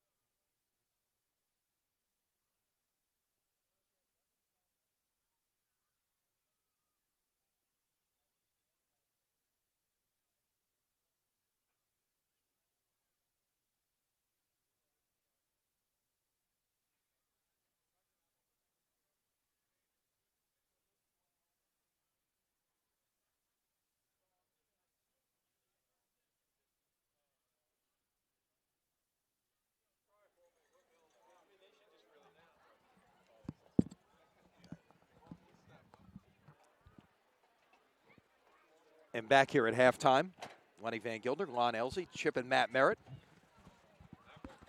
On what has been a very nice night for football and been a very entertaining Saturday night of football. What we've seen here in the first half, a fast start by Catholic, but Country Day has responded, made some adjustments, and really got things going there, particularly in the last few minutes of the second quarter, to make this a 2-point game at this point. Yeah, it was kind of a tale of two quarters. Other than the long run by Amos, the quarterback for Catholic in the second quarter, they really didn't do a whole lot in the second quarter, whereas in the first quarter they dominated that 12 minutes. So, we said from the beginning of broadcast and throughout, Country Day's not going away. Whether they're down 1, 2, or 21, they're going to play. They're going to keep doing what they're doing. And that's a testament to Coach Chango, his coaching staff, and his players. And we saw that in the second quarter. They had a whole lot to hang their heads about, thinking, man, I don't know if we can play with this team. They have the pedigree. They were in the Dome last year, held up the trophy. But hey, they're on our turf, and we're not going to quit. We're going to play hard the whole game. And look what they got for it. 2-point game, 1 possession, and we should have a great second half. Looking at the numbers in the first half, Catholic 198 yards all on the ground, while Country Day has run it for 77 yards. They've been able to establish the running game, but IBET has really settled down. A little bit of a sluggish start. He started just 3 of 7 with an interception, 24 yards. That first 7 attempts, 3 of 7, 1 interception, 24 yards. His last 7 passes, he's completed 6 of them for 144 yards. He's got 168 yards passing. He's got a 43, a 48, and a 33-yarder in there. He's thrown for 3 touchdowns. Every one of those, in fact, all the touchdowns have come from one player on each team. Amos scored 3 on the ground for Catholic New Iberia, and it's Tyler Williams with 3 through the air on the receiving end of IBET passes for Country Day. So that is where we stand. The total yards, Country Day with the edge, 245 to 198. Just 1 turnover in the game. It was made early on by the Cajuns that turned into 7 points for Catholic. But really since that point, we've seen a much different IBET at quarterback. Yeah, and Coach Chango knows his quarterback, and he knows that his quarterback has a lot of poise, has a lot of confidence, and he can take a butt chewing. There was a couple times Coach Chango really got into him for some mistakes he made, but he's the kind of player that doesn't bother him, and you can tell it doesn't bother him. I mean, that probably even motivates him even more. He's done a great job after the slow start. I expect him to continue that. The one name we haven't mentioned, and has really been not even a part of the offense, is Christian Becknell. No, he caught a pass early. But I thought it was nullified by the penalty. I believe you're right, in fact. It was the tipped ball. It was. So he hasn't caught a pass, and he's the leading receiver as far as catches on this team. Right. He's got 9 completions tonight. 6 have gone to Williams, 2 have gone to Hebe, and 1 has gone to Corciani. So you're right. Becknell, who came into this game with 61 catches for 881 yards and 15 touchdowns, has been shut out in the first half. And that may be, could be a matchup situation. Yeah. By how Catholic is playing things defensively, choosing to try to take away Becknell, and maybe felt like, if he's the best guy, we're going to try and take him away. And Williams has stepped up and taken advantage. And look, that is one thing we have seen all year from this Country Day team. It has been different guys at different times making different plays. When guys go down, you got other guys stepping up. You got Hebe kind of switching positions there, moving into more of a slot position from a running back spot. And he stepped up and made a big play in this game. So that's not unusual for this Cajun team by any means. Well, it's double-A ball. You have no choice. You have to coach that way. And I always have had, and I coached at that level for 3 years, and it's tough. And I have so much respect for the guys that coach at this 1A, 2A, Division III now with the split level, right. because it's a different ball game, And you bring up a point there. What do we need to mention here? Country Day playing in Division III, Class 2A, but Division III in the select side. They're going down back to 1A. They had been 2A for the last 4 years, they're going back down to 1A and will play in Division 4 come next year because Right. of their enrollment numbers, along with Riverside. They're going to, Country Day and Riverside are going to stay in the same league. And that's kind of an interesting component as you talk about this team, what's going on. They got a chance to, a lot like what we saw with with St. Charles Catholic, playing last night. Sometimes you see some on the select side in particular, because you get some things combined and things like that, fewer teams out there. You see some great disparities in terms of squad sizes, enrollment numbers in these schools. Like the game in Laplace last night, St. Thomas More is right on the edge of 5A. They got a big 4A enrollment number. St. Charles Catholic is all the way at the bottom of 3A enrollment. Yet they're both division. And they're both Division 2. St. Thomas More's got 3 times the student body that St. Charles Catholic does. In fact, St. Charles Catholic will go back down to 2A next year. So you're seeing some of that movement that is going to take place for the upcoming 2 years. And that's just another argument of why this split is so ridiculous. And it's a shame. And unfortunately, we had some conversations with some guys on the sideline before the game. It's not going to change. The split is the split. We're not going back together. It's not going to happen the way that the Constitution is written for the LHSAA. It's going to be interesting what's going to happen going forward, but especially on the select side, like you said, there's less teams. There's only 4 divisions instead of 5 classes. And so, there's teams that are playing in the same division that should not be playing against each other. Right. And it's an unlevel playing field. Right. And the one thing which is exactly what the non-select schools were arguing about, but what you did is you made it unlevel for the select schools now. Right. One of the things that probably needs to happen but has not happened is just kind of redraw things in terms of how you do things for the playoffs. In terms of, right now, 5A is Division 1, 4A and 3A is Division 2, 2A is Division 3, 1A is Division 4. On the football side of things, maybe you need to think about redrawing things in terms of based on enrollment, trying to get the most guys that you can, right. Equal things out, much like you do on the classification side, and draw things that way. And then maybe you end up with St. Thomas More. Maybe they're a 4A enrollment playing in a 4A district, but they're playing in Division 1 when it comes to playoff Yeah, I don't time. think it should be just by class. I think it should be an enrollment thing by division.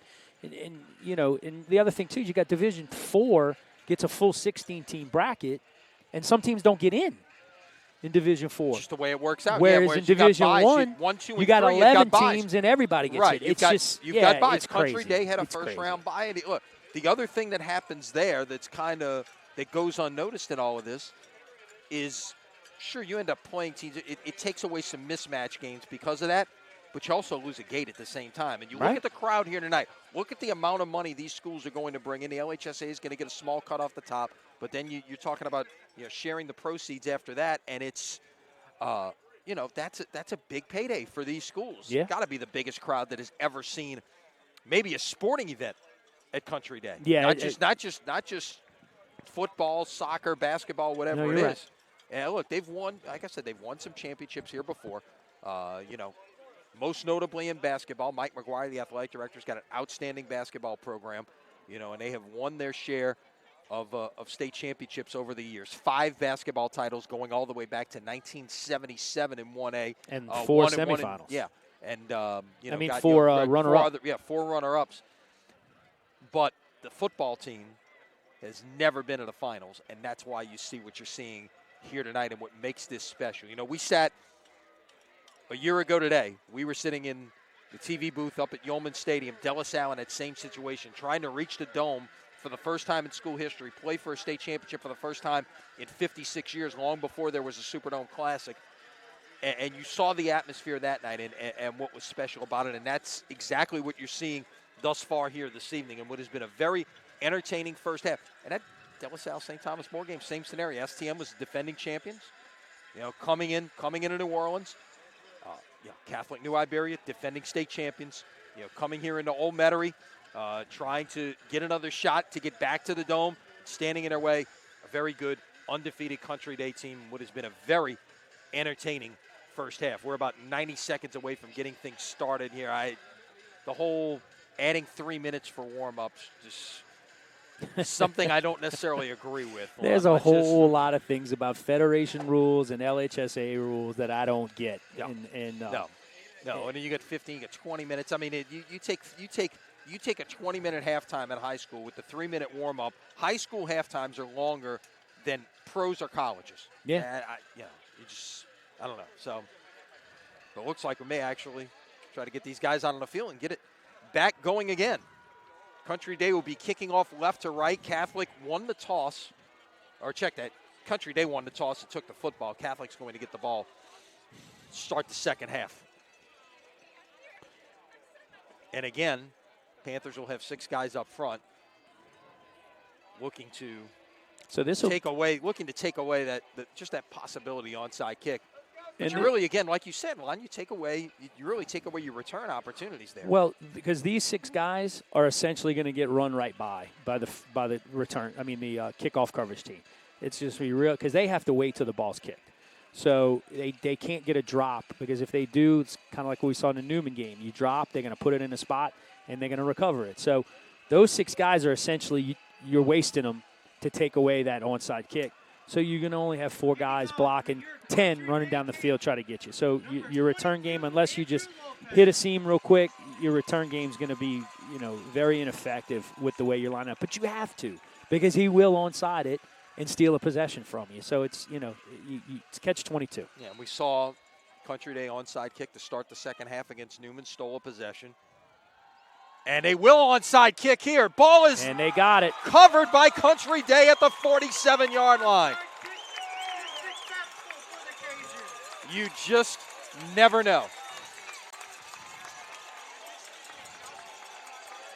And in the back of my mind, Lon, I didn't say it, but I'm thinking, all those possessions we saw there. I said, if you're going to try and steal a possession, maybe it's the opening kickoff of the second half. Well, that's exactly what they did. And look, it's just execution. Don't think that Coach Indes didn't tell his players to be ready for it. It was just Country Day executed better than they did on that particular play. So Country Day opens here at the Catholic 47-yard line.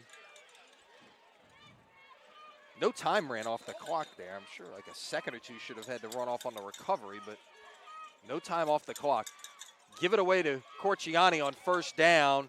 Get about 1.5 yards, make it 2nd and 8. Now, Catholic needs to tighten up here on defense. The last thing in the world you want to happen is like Country Day go down and get some points here, and really get this crowd excited and get their team excited.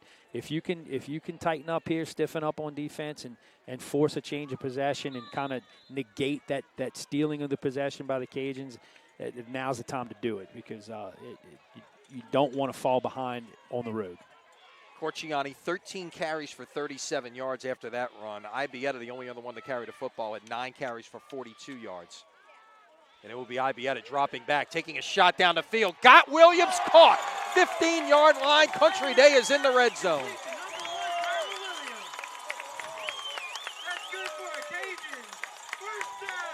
Williams, Coach Chang is having the game of his life. Yeah, he's he's essentially said, you don't have anybody can cover this guy, and I'm going to throw it to him. And that's essentially what his game plan is going forward in this game, that you have nobody who can cover number one.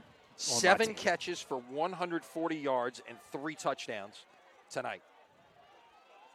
Ibieta has now passed for 198, 140 of them to Williams. Give it away to Corciani. Cuts inside the 10-yard line down to about the 9. Looked like he had a hole there, or maybe the end zone in front of him, but he's quickly brought down. But you see, what's happening is because of that threat by Tyler Williams, that they have to respect that, and it's opening up holes in the run game because now they have to remove a linebacker to get underneath that slant, and now there's a bigger seam in there to run the football. Cajuns have not led tonight. They sit at the 9-yard line with a chance to go in and get the lead for the first time. Ibieta is going to keep it himself. Near the chains. I think they're going to mark it just short, or maybe they're going to measure here. Let's see. Yeah, I think they're going to measure. Nope, gave him the first down.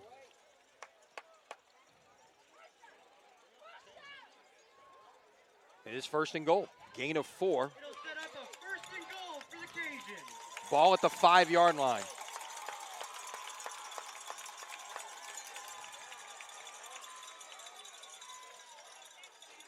Two minutes gone by here in the second half. At the 2-minute mark of the second quarter, this was a 21-6 game. Country Day 5 yards away from taking the lead. Ibieta looking, throwing, caught, touchdown.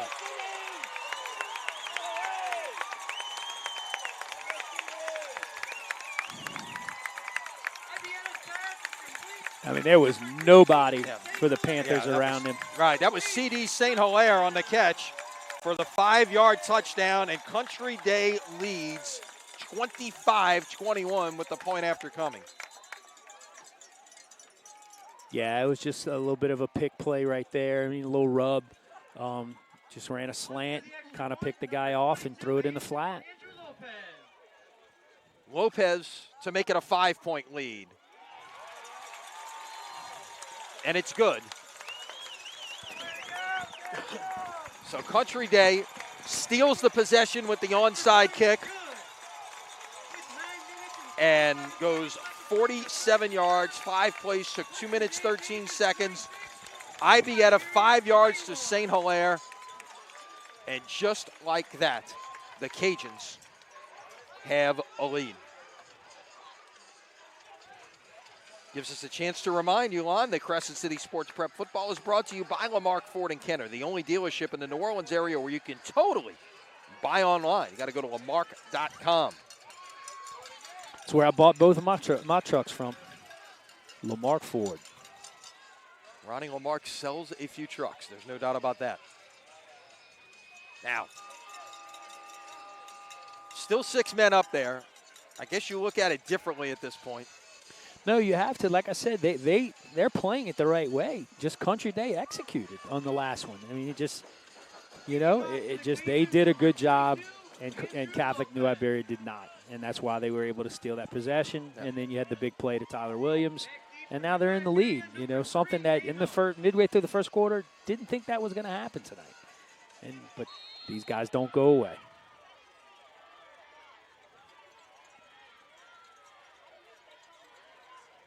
So Lopez set to kick it away. He'll kick this one short and out of bounds.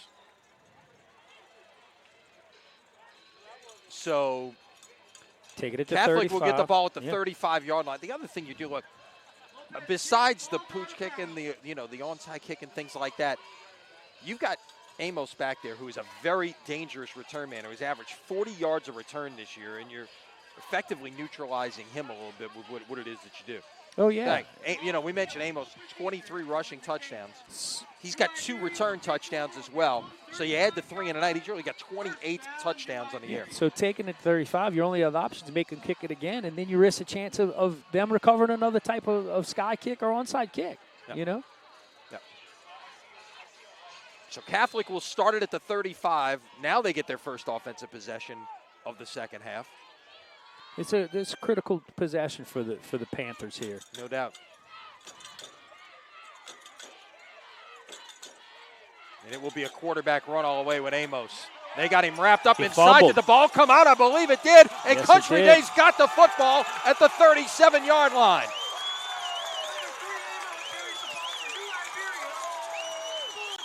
And if I'm not mistaken, who was in there causing that? Tyler Williams.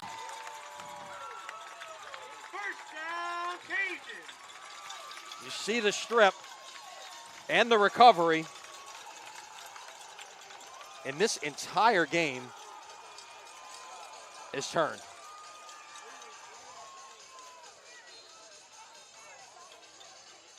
Maybe even sharper than a dime. I don't know. Well, I just noted they got Amos out at corner. He's playing corner on the wide side of the field. They're doing whatever. Maybe you know what? Maybe he's got him on Williams right now. He's on back now. On back now. This is Corciani. Back this way. Maybe got a yard on first down. Let's see. They will move it up to the 37. And we've got an injured Catholic New Iberia defensive player. That looks to be Keith Dupuy, the junior weak safety.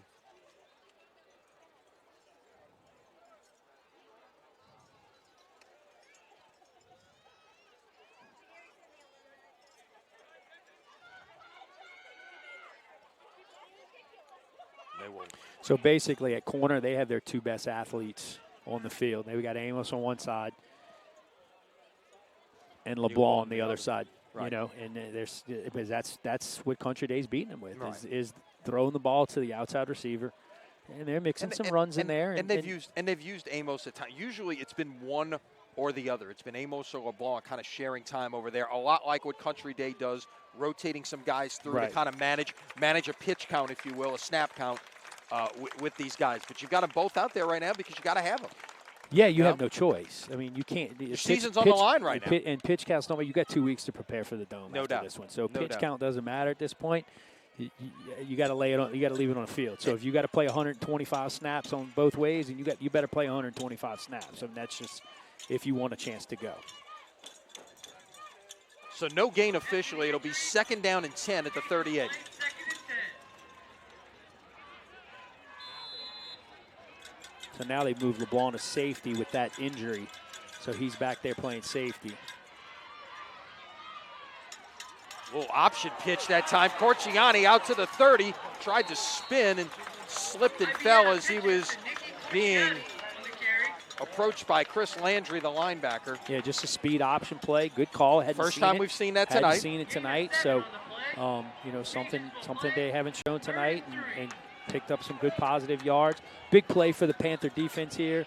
I think it's 4-down territory for the Cajuns, but you got to make them try it on 4th down. I mean, don't let them get a first down here, because that just makes it a little bit harder on 4th down. It's 3rd down and 3. The line to gain is the 28-yard line. Amos is in Tyler Williams' face, press coverage. Ibietta's going to run to this side, out past the 25. Did the ball come out? I think it did. He fumbled and went right back into his hands. Wow, out to the 15-yard line. LeBlanc stripped it, and it was loose, and he just reached back out and grabbed it. The ball's really bouncing away for the Cajuns right now. We'll get another look at it here in a minute, but, you know, we talked about it at the beginning, Lon. You got to go about doing things, but sometimes there's got to be fortune, and that's a situation of good fortune right there. That could have easily been going the other way, and instead Country Day is still got the football, and they're in the red zone here at the 15-yard line with a chance to make this a 2-score game all of a sudden. 6 minutes ago on the clock, they were down 2 scores. They were down 15 points, and they got a chance to take a 2-score lead right here in the red zone at the 15. Ibietta tried to, they're going to call this an incomplete pass. That's a forward pass. As it was felt the pressure that time. That was Marlon Brown coming from his defensive end spot that got in there to really disrupt that play, and it'll go as an incomplete pass. To the trips wide side of the field, they ran basically the same route combination that they did on the touchdown on the last drive. Catholic did a much better job defending it. He really didn't have anywhere to go with the football. So it's 2nd and 10, ball now at the 15. Well, you got a battle down here on the short side. You got Tyler Williams going against Trey Amos at corner, the quarterback for the other team. Let's see if it's a battle they're going to go at right here. Williams, a lot of hand fighting going on there. Ibietta's got nowhere to go. All of a sudden has to dump it off to Corciani down to the 10, down near the 5-yard line. There's a flag down at the 13. That looks like it's an ineligible man downfield. I think it might be holding on Amos. Okay, perhaps it is. There was a lot of hand fighting going on between those two defenders. Yeah, because the pass is behind the line of scrimmage. Now, Federation rules, pass behind the line of scrimmage, you can be downfield. Is that correct? Or? Yes. Okay. If the ball's behind the line, you can have a lineman downfield. Now, if this is holding, that can be added on at the end of the play? Or is that one or the other? No, I think you have to take one or the other. Okay. They're talking about it right now. But it's not an automatic first down like you see at the pro level. Right, and it would be half the distance to the goal. Correct. 7.5, basically the same thing, but you'd save the down right here. It might be about the same. They got to sort it out first. No one's even approached Coach Chango. Now we get the call, holding against Catholic. Good observation there. So it's basically about the same spot if you take the penalty, but you could save the down right here. Instead of 3rd and 2, it would be about 2nd and 2. I tell you though, I like the aggressiveness of Amos at corner there. Hey, do what you got to do. Don't let him beat you, because he's been beating you all night. That's right. He's found the end zone 3 times. So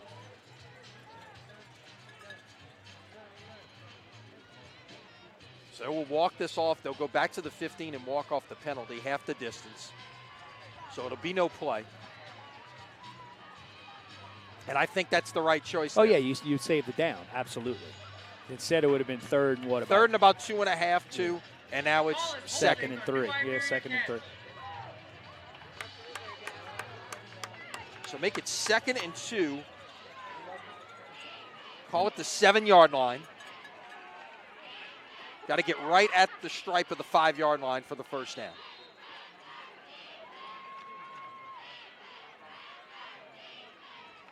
Ibieta looks, fires, incomplete, or was it intercepted? Incomplete, it's on the ground. Yeah. That was dangerous there. Yeah. The slant was they tried batted to throw up in the air. there. And, trying to get Becknell involved here. And it was Dupuy who very nearly came up with that. So it's incomplete, and now it's 3rd down 2. The ball at the 7-yard line. Now, I would think if they don't get the first here, I would think they would probably kick a field goal. Make it an 8-point game? Make it an 8-point game. I think that would be the smart thing to do. Yeah, you got even though touchdowns are going to win it for you, but I think you would kick the field goal if they don't get the first down. You got Amos on Becknell, bottom of your screen. Ibieta's going to keep, push, fall forward, and into the end zone, touchdown. Poor tackling. Great effort by Ibieta, but poor tackling by the Panthers.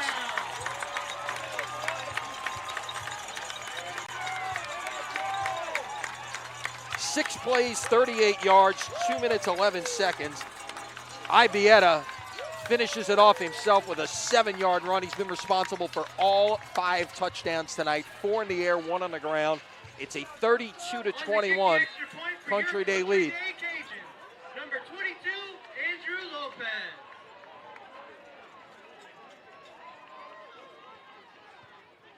Point after by Lopez is no no good. Wide left. And that doesn't hurt you that much. Right. It really doesn't. Well, let's consider this now, Lon. In the last 5 minutes and 56 seconds, Country Day has outscored Catholic 26-0. 4 touchdowns in the span of 5 minutes and 56 seconds. And, of course, halftime in between there. But that is quite a run. Yeah. Mike McGuire would like a scoring run like that when he gets on the basketball floor next week. Well, and the thing is, most of these guys down here play basketball That's for why. him. Yep, and they've held off starting their season until next week. He might have to hold off a little bit longer. No, I'm sure he has about half a team right now. I would definitely say Becknell probably plays basketball. What is he, about 6'3", 6'4"? But yeah, a bunch of these guys. Corciani, I'm sure, plays basketball. That's what you do at a school like Oh, Country Day. You no, play you have 2-3 to. sports. Oh, yeah, you have to. I had an interesting conversation with Joe Chango before the season. We were talking about players, and he said, Buckner Hebe's a 3-sport athlete, for instance. Football, tennis, and track. But he's football first is the term he used to me. You got to, Well, because it's the first sport of the school year. That's right. the only reason you can say that. No. But how about that combination though? Football, tennis, and track. I mean, where else put a small and school? Another onside kick. This time it's recovered. Where else put a by small Catholic school you're going to at have the 45. that? Football, tennis, and track. Onside kick attempt is recovered by New Iberia Kansas. Now, good job right there by number 7. Who is that for Catholic? That's Avery Guidry. Yeah, he attacked the ball. He didn't let the ball come to him. He saw it, and he went up and got it and caught it off the high bounce, which is what they didn't do on the first one. Look, here's the thing. You say, why are you doing? Look, if you end up kicking it out of bounds, you pooch it. That was about a 10-yard difference there. Taking another shot to steal one right there. Now Amos rolling, looking to throw, scrambling, still trying to keep it alive. He's got 2 men in pursuit. Will put it down. Now he'll let it fly. He's got a man wide open and overshot him. That would have been 6. That was intended. I don't know if that was Thomas Landry out there, I believe, at 12, or was that 17? I think that's 17. That's 12. No, it's 12. Thomas Landry. Okay. The starting wide receiver on this team, who you can imagine doesn't get a lot of work. No. He's probably doing more blocking than anything One else. catch for 6 yards. That's what we have in the stat column for him. So 2nd down 10, ball at the 46-yard line. Oh, Give that's it away, a face and that mask. may be a face mask. Now the flag comes in. It was awfully late, as it was Tyler Williams, or check that. It's number one, Zoe Cormier. Carry. Flag on the play. That's going to that's gonna be add 15. on 15 more, the face mask. Tough for and again, that's one of those aggressive penalties.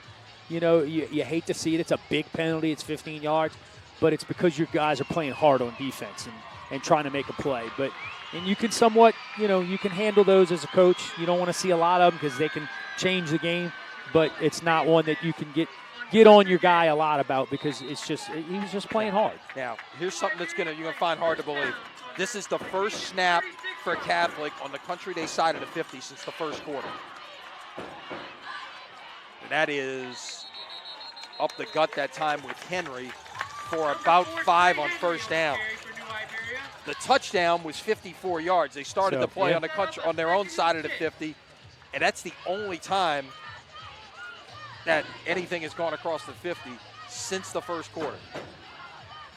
That gives you an idea just how well this Cajun defense has been able to adjust. Yeah, and they haven't been on the field. Right, and Catholic's offense. And look, there's still a long way to go in this game. This could flip the other way in a heartbeat, as we well know.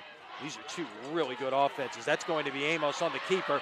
Breaks a couple of tackles, stays on his feet, and he's gone. 32 yards for the touchdown. So what you saw there, we've seen the quarterback sweep. It's a little different. They've ran it earlier. It's a belly fake, so they're faking it to the fullback on the belly play off tackle, but he's just keeping it. Now, a lot of wing T teams will run an option off of that to a back trailing. He just has no pitch option. It's a keep all the way, and they got a guy leading the play. The wing back will be out there blocking and a guard pulling around. So they've had success both times they've run it, but again, that's their athlete. It's a 5-point game, so he's Catholic's going to go for 2 to make this a 3-point game. You've got to believe with their offense. They got a number of different ways that they can get these yards. And it's going to be the quarterback keeping it again, and he is in for the 2, and it's 32-29. Cute little play right there. It was off the wing tee, but a cute little play. Kind of motioned across. Kind of like a waggle look off the counter, but it was a quarterback counter. And the motion man, who was LeBlanc, actually came around and made the ceiling block that got him to the corner and allowed him to get in. So nice little scheme by the Panthers. So a big answer for Catholic. 4 plays, 54 yards, took 1 minute and 15 seconds. And with 6:13 remaining here in the third quarter, your new score, Country Day 32 and Catholic of New Iberia 29. And what we need to say, and we've said it already, is even though this is a wing T running team, they can score a lot of points too. So it's not like you say, we're getting late in the game and they run the ball, they can't play from behind. No, they're a big explosive play offense, even though it is the wing T, and that's not necessarily what it's known for. It's a ball control offense and a misdirection offense. But as we've seen, they have two touchdown runs of 40 plus. So they can score from anywhere on the field as well, just like Country Day can. So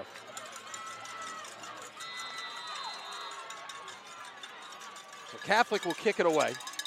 I don't think they're going to onside kick, but no. To about the 10. Coming back up the far side, flags fly in. From back there, it's going to have to be some kind of block in the back for if he's throwing it. I mean, I tell you what, that guy had to play quarterback with that kind in of high arm, school. Boy, he threw that about 40 yards downfield. Oh, he launched that flag. I mean, he was back here on about the 45 of Catholic side of the field and threw it all the way to the 25. One thing Country Day has had more recently is good field position, and they're not going to get it here. No. They're going to start inside the 15-yard line. But what it tells me, if a referee from that far back threw it, he saw it, it had to have been pretty blatant for him to throw it from where he was standing on the field. Because he literally threw that flag about 30 yards in the air. So the drive will begin at the 13-yard line. Country Day's 2 possessions previously this half started on the plus side of the 50. Their last drive of the second quarter started at the plus 39. So that gives you an idea just how much of a short field that Justin Ibieta and the offense have had to work with here.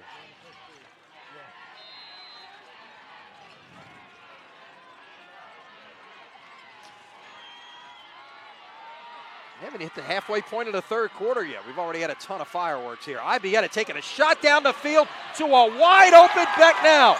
30, 25, and he's brought down there. You know, I'm KK Reno, who's the safety, number 15 back there, and I'm trying to figure out what. I mean, he's the deep safety, and he just let Becknell run right by him, and it's very confusing to me. That's the position you're playing, and it's not like he's a backup or a guy he hasn't played. He's played all year, and for him to just let that guy go, it just now he is a freshman, and you know sometimes you do get freshman mistakes out there, I guess. But Country Day gets 63 yards on that play, and you said they didn't have good field position to start this. Guess what? They got it now. You just get back in the game. You get them pinned back deep, and you just – and it wasn't really just not but verticals. It wasn't anything special. Ibieta will throw it out in the flat to Corciani. A little room to run, but quickly converging. Ibieta's pass is completed to number 6, Nicky Corciani. Yeah, great pursuit by Armin LeBlanc, number 11. Because when he caught it, there was a lot of open field out there by him, and for him to come and make that tackle for a 4-yard gain, real good job. So 2nd and 6, ball now at the 20-yard line. Cajuns have scored the last 4 times they've had the football. Looking to make it 5 straight right here and add to a 3-point lead. Corciani back this way, trying to get the corner. Does. Got a nice block out on the edge. I think that was Becknell out there. And he's right near the first down mark, and they're going to mark him out at the 15-yard line. It's going to be 3rd and 1. Yeah, Becknell had a lot of jersey there. Stayed with his man, stayed in front. But he's going against Amos over there. Again, that battle, we're seeing some more. So 3rd down and 1 at the 15-yard line. And what Country Day's done since that first quarter is they've managed the down and distance very, very well. I know they've had their big plays, but they haven't gotten any long 3rd downs in a long time. I mean, they've really gotten positive yards on every snap.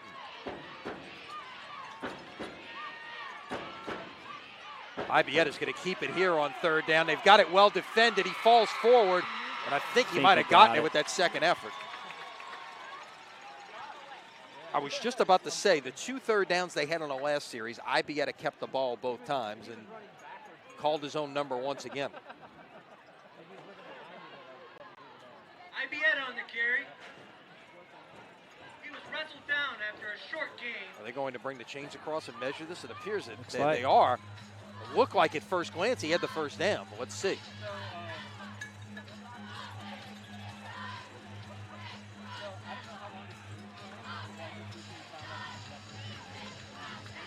Timeout on the field for an official measurement. Get a look. Looks like you got it. 1st down. And that's good for another Davis. 1st down. Ibieta's got to have over 300, huh? Checking the math here, he's at 270 yards passing right now.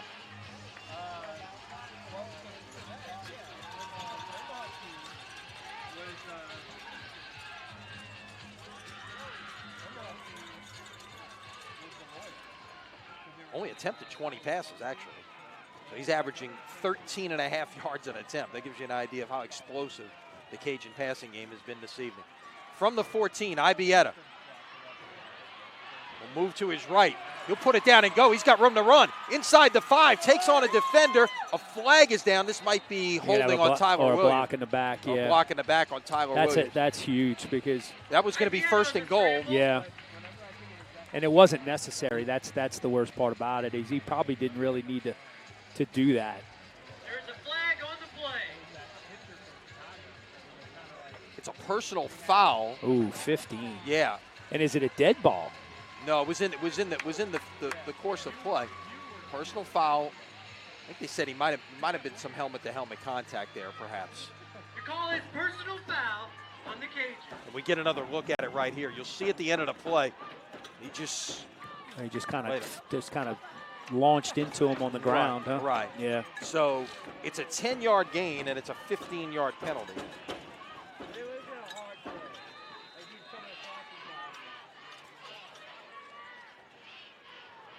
Panthers need to take advantage of that penalty Right. right You talked here. about not getting behind the sticks. They are now. It's 1st and 15, ball at the 19-yard line. Ibieta throws, caught, but it was dropped. That was in the direction of Dylan Simmons. And we've got, this may be against, this is pass interference, I believe, against Catholic. Let's see. Nope, it's offense. I thought he pointed the other way when he was given the preliminary signal. So it's offensive pass interference. That's going to move the Cajuns back even further here. Now, just kind of reference, that used to be one of the worst penalties in high school football. It was, what, 15 and a loss of down. And they changed that several years ago. And when they did, they made it to where defensive pass interference was not an automatic first down. So that's when they changed. There, yeah, that's where that's how they changed. But I mean, how bad is that? 15. That's a double whammy penalty. Not only are you getting 15, but you would lose a down as well. And yeah, but the compromise was that off defensive pass interference was not an automatic first down.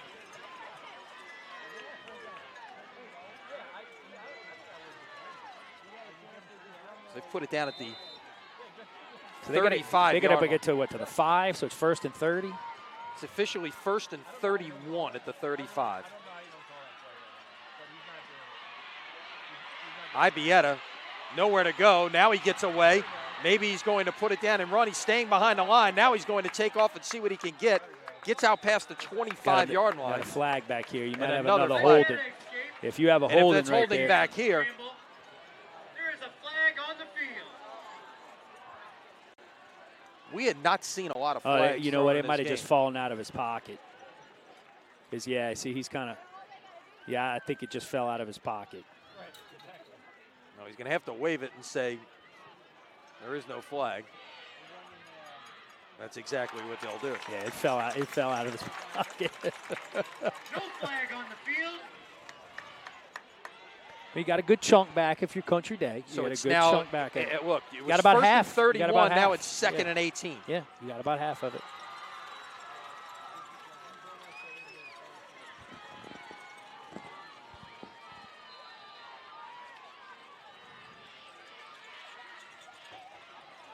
So from the 22-yard line now, play action, Ibieta looking, will get to the outside again, slips a tackle, stays on his feet, and he may have the first down here. Ibieta on the scramble. Going to be very close. No, he got it. First down. Just poor contained by the Panther defense. Playing man-to-man, and you run verticals and you run up, and when he gets away, he's got plenty of room to run. Yeah, the end at the far side just came underneath the tackle, and Ibieta got outside, and there's nobody else there. You got him. If you're going to play man, you got to maintain your rush lanes as a defensive line. Ibieta is now over 100 yards rushing for the night. To give you an idea just how effective he's been. 111 yards tonight rushing for Ibieta. He's scrambling here, throwing, and incomplete. It was in the direction of Becknell, I believe, there in the corner of the end zone. And it's 2nd down and goal. He's so accurate on his throws. I mean, that ball was on the money. It should have been caught by Becknell. 13 out of 21 tonight for Ibieta, 270 yards passing to go with that 111 rushing.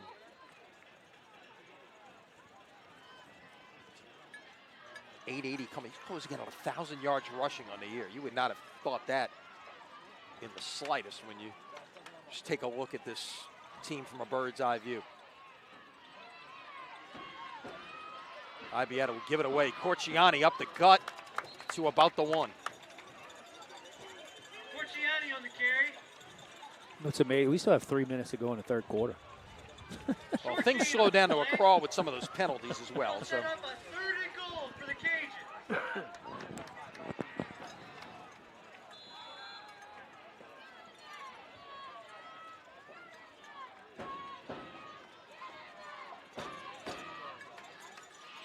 one thing that we're seeing in this game is Country Day's offense is spending way more time on the field than Catholic's offense. Some of that has to do with Catholic's big play ability.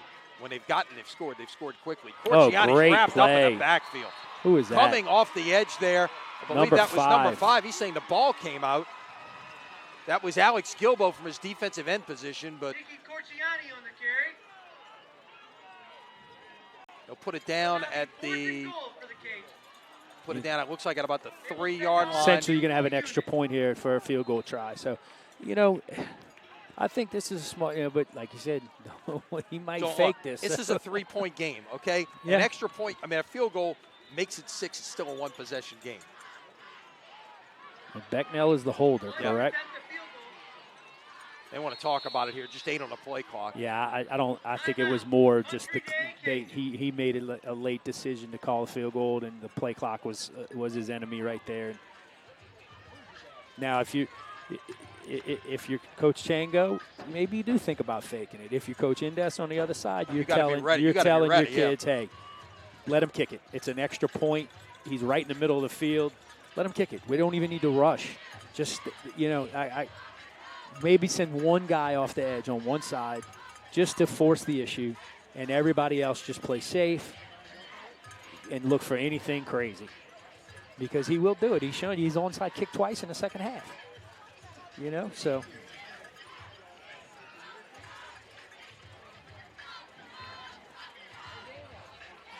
But I certainly wouldn't a full out rush this to try to block it. I mean, I would almost concede the 3 points. Because essentially, like you said, a touchdown, an extra point gives you the lead back. Right. So it's not killing you to give up a field goal. Right. Let me just throw this out there. Catholic has run 25 plays from scrimmage. Country Day has run 56. Total for the game. Offensive plays. Wow. That's a huge day, and they're going to go for it here on 4th down. Oh, wow. Big time change, huh? Coming out in the spread now, and no one else in the backfield. Yeah, They've emptied out the backfield. And it's going to be Ibieta off the right side and in for the touchdown. Ibieta on the carry. That's good for a Cajuns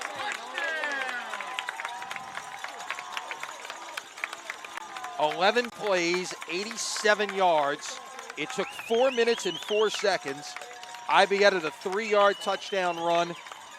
He's now accounted for 6 touchdowns tonight. 4 with his arm, 2 with his legs.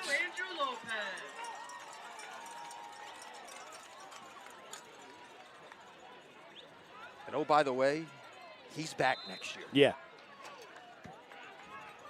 Both of these quarterbacks are back next year, I believe. And, Amos is a junior as well. These are 2 guys we get the pleasure of watching all over again in 2019. Kick by Lopez is good. It's a 39-29 Country Day lead with 2:02 remaining in the 3rd quarter. It was interesting at the beginning of the game, we talked about, and I mentioned, about how depth and getting worn down might be a factor going against Country Day. It's starting to become a factor for the Panthers on the other side because their defense is worn down right now. Well, you look at the number of snaps they've had to be out there for. All right? 35 runs and 22 passes. And that doesn't count plays that were penalties, callback, whatever. So 57 snaps.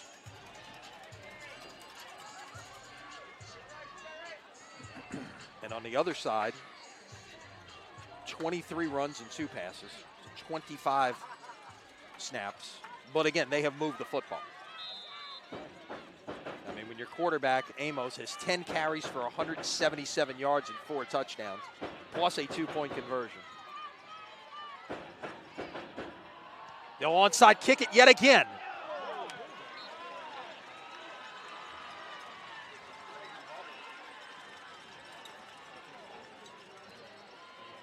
And look, just the difference in, say, 10 yards, 12 yards or whatever between a pooch or a possible kick out of bounds or that. I don't have a problem with going ahead and giving it a shot. I really don't. It's worked so far, hasn't it? I mean, they're undefeated, and he's done it a lot. It so has, no doubt.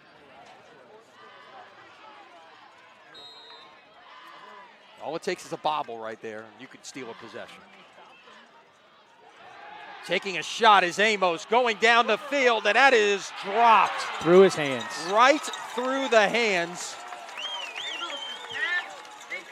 And that was intended for Peter LeBlanc. They had him lined up there in that slot position, and just haven't seen that yet, sending that slot receiver right down the seam.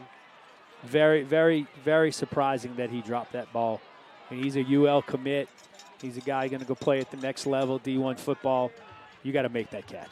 I mean, with everything you've seen him do tonight, running back kicks, playing at wing back, running the football, playing on defense, what's his best position? Where do you see him playing?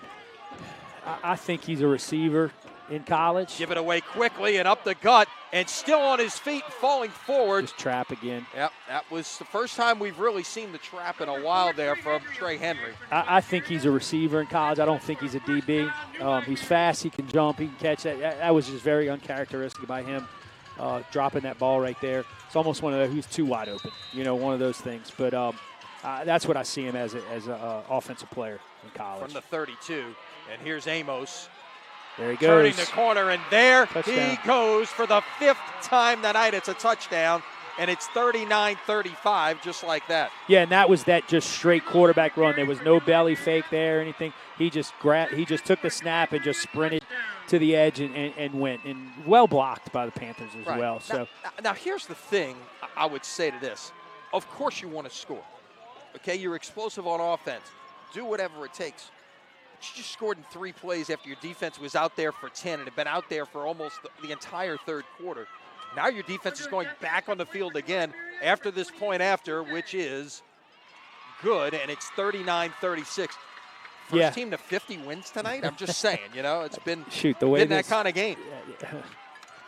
If it keeps going the way it's going, both teams are going to score 50. I mean, it's – we saw that on Monday. We saw that on Monday night at the Coliseum. Yeah, so. I mean, I don't see, as of right now, neither defense has proven they can stop the other one in the last 2 quarters. Really. Country Day can't stop Amos, and the Panthers can't stop Ibieta. And it's been the Amos-Ibieta show on both sides. Yeah. Amos, 11 carries for 209 yards and 5 touchdowns. Ibieta has passed for 270. He's run for 114 and has accounted for 6 touchdowns. I mean, and we expected as much. I mean, you knew that Ibieta's their guy. And might have mentioned, too, some people might do it, he's only been playing football for like 3 years.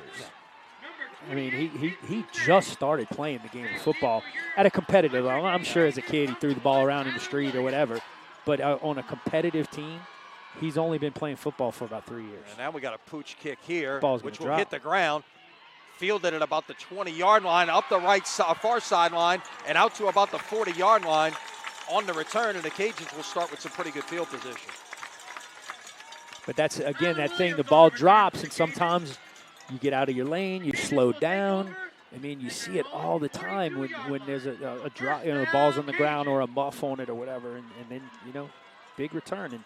And Catholic has done a good job covering the kickoffs all night, and that's the first real positive one that Country Day's had this evening. So Country Day once again with the football, once again a 3-point lead.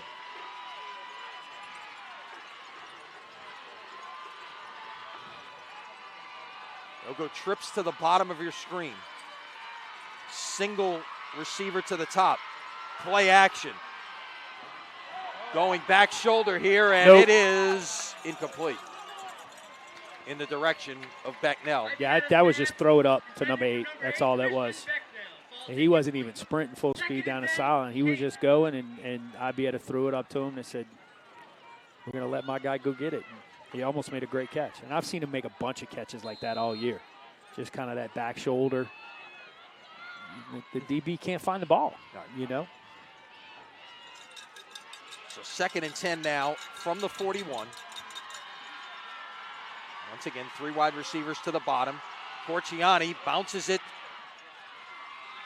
off tackle and will get about 4. It's 3rd and 6.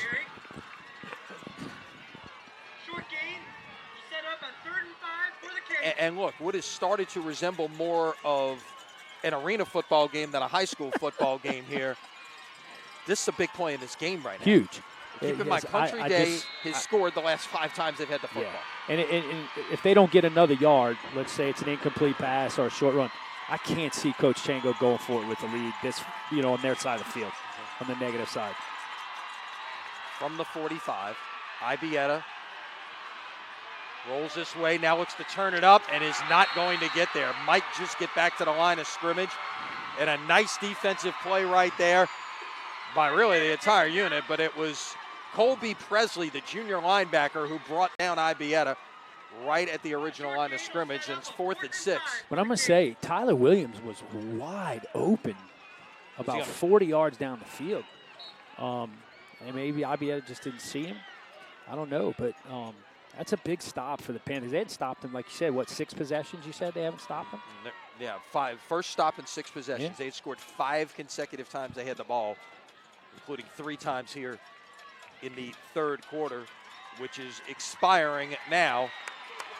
12 minutes to play here in Old Metairie. Will Catholic return to the Dome, or will Country Day head to the Dome for the first time in school history? Stay with us. We're about to find out. Through 3, Country Day 39, Catholic 36. You're watching high school football from Crescent City Sports.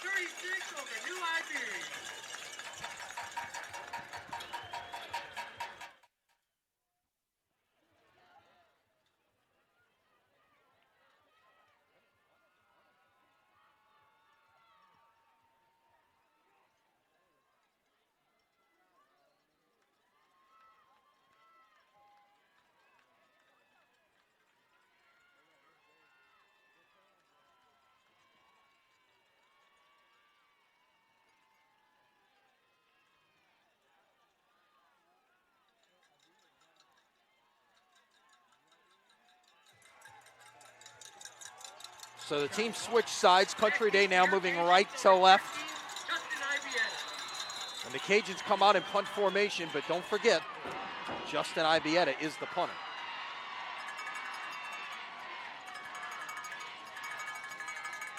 And he will punt it, and he hits a moonshot. It's going to hit inside the 20, roll. Good Cajun roll. It will stop at the 14-yard line, so 41 yards on the punt. You see, Peter LeBlanc needs to come up and catch that. You know, he lost about 8 to 10 yards of field position. That was high enough that he had time to get under that football. But at the same time, you know, devil's advocate, you always tell your punt returner, if there's any doubt, you know, if you have any doubt, get away from it, because a turnover here would be devastating for the Panthers. A muffed punt right there. So Catholic takes over at its 14-yard line, 11:48 to play, trailing by 3. Trap. There he goes. And he's got room to run up the middle. And he's running away from the defense, but he'll be closed on from behind at about the 36-yard line. Trey Henry with his biggest play of the night. Gains 50. Let's wait for the official spot. That flips the field position in a hurry. Yep. Very similar to what Country Day did earlier in the third quarter. Just a big play on first down, deep in your own territory, and now you're rolling.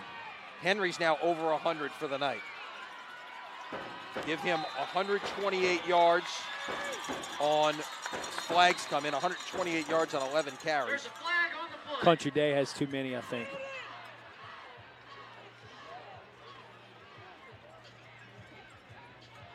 Country Day has 12. 1, 2, 3, 4, 5, 6, 7, 8, 9, 10. There's 12 guys out there. That'll cost them 5. And again, that's another one of those small classification issues. You know, you just, when you're trying a big play, a little confusion, trying to substitute, do what you got to do, get your right players on the field, just somebody doesn't get the call. And now, you know, 1st and 5. Yeah, one of the things, and again, you bring up the guys playing 2 ways. When you spend a lot of time, you know, at the larger classification level, the defensive coordinator meeting with his defense while the offense is on the field doing things. There is no real opportunity to do that here because guys are on the field both ways. Yep. 1st and 5 at the 31. Play action. Taking a shot down the sideline. It is incomplete. I don't even know if he'd have been out of inbounds anyway. That was a pretty pass, though. Nice, And nice it was throw. Henry. So we saw LeBlanc take a shot down the seam. That was No, that was LeBlanc. It was that was LeBlanc. Okay, Yeah. I thought it was 4 and not 8. Okay. No, it was LeBlanc. But it was a good call. It was 1st and 5. You know, you still got 2 downs to get 5 yards. So not a bad call right there, trying to run another little flag corner route. Trap again. And Henry with room to run into the secondary Touchdown. and into the end zone. Touchdown. Yeah, like I told you at the beginning of the broadcast, he will trap you all night long if you allow him to, and that's what you're seeing right there. That the trap is 2 plays, 2 big plays on the trap, and right up the middle, and the fullback goes. 31 yards. That was all Henry on that drive. Going to attempt the extra point for New Iberia. A 50-yard run, a 31-yard run. They went 86 yards in 3 plays and needed just 40 seconds again. The defense doesn't rest, but the good news is, if you're a Catholic fan, your team has the lead 43-39. Hey, look, in this kind of game, score. Clock doesn't, you know, the clock has been insignificant in this game. It's the scores you can get, and you know what? If you can score in 3 plays, score in 3 plays. You got to score points because chances are these guys are going to score points. But I'm going to go back to something you said earlier, Lenny, about not being able to talk to your players. You know, not at one point during this game has I've seen Coach Chango come and talk to his offensive players. Why? Because probably 7 or 8 of them are on the field on defense. The only guy he really gets an opportunity to talk to is his quarterback, Ibieta. Right. And most of the time he's yelling at him. No, it does happen on a game, sure. Yeah, it's like with everybody, but no. But you know what I'm saying? Sure, you just don't get to do that. No, you no know? doubt, no doubt. And it's different, but obviously it's something you allow for in the course of doing this. It's not the first game they're playing that way. And that's what I said earlier. Coaching at this level is just it's so different. And I have the utmost respect for the guys that do it. This one will go deep. This is Williams. Will take it at the 5. Coming this side, 20. Looking to break a couple of tackles. He'll reach out to the 25-yard line. You know, I did it for 3 years at St. Martin's at the 2A level and did not have a lot of success. And there was a lot of different reasons, but I didn't do it well because I was coming from a 5A program and I knew how to do it that way. And I'd never really done it the other way. And it just, if you don't really know how to do it, you're going to fail. And I, like I said, I did not do it very well. Learned a lot doing it, learned an appreciation for things. But I respect coaches that coach at this level because it's just so different. And look, Joe Chango got this job after being the offensive coordinator for a Jesuit team that won the state championship. Yeah. But he had also coached at De La Salle and St. Charles Catholic, some smaller programs, before he got to that level. Ibieta on first down, goes behind the back. And that is caught by Hebe, and a first down out to the 38-yard line. Are you kidding me? That was cute. That was very well designed, cute play. Love it. Love it. And you know, it's a safe play because if he drops it, it's an incomplete pass. There you see it again. So it's, you know, it's not like it's a fumble. It's an incomplete pass. Doesn't matter if you throw it overhand or underhand. If you throw it forward, it's a forward pass.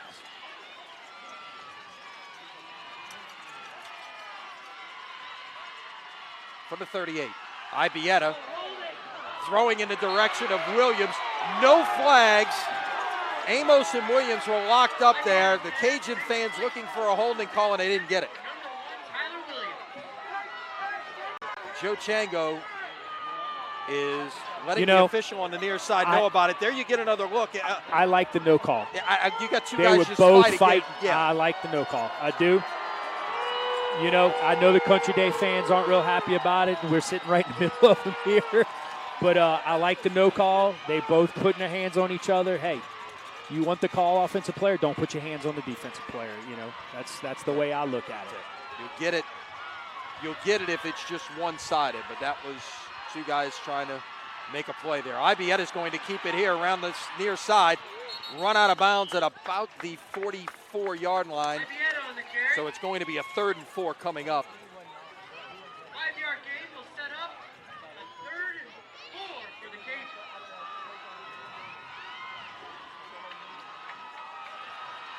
Cajuns. huge play for Country Day right here. This maybe is the biggest play of the football game thus far. They absolutely have to move the chains here. And the scary part about it is it might not be the last time we say that this is the biggest play of the game. There are going to be a lot of them, no doubt about it, as the clock ticks. It's stopped for the moment here. 10:28 to play. Yeah, well, he was out of bounds. Huh?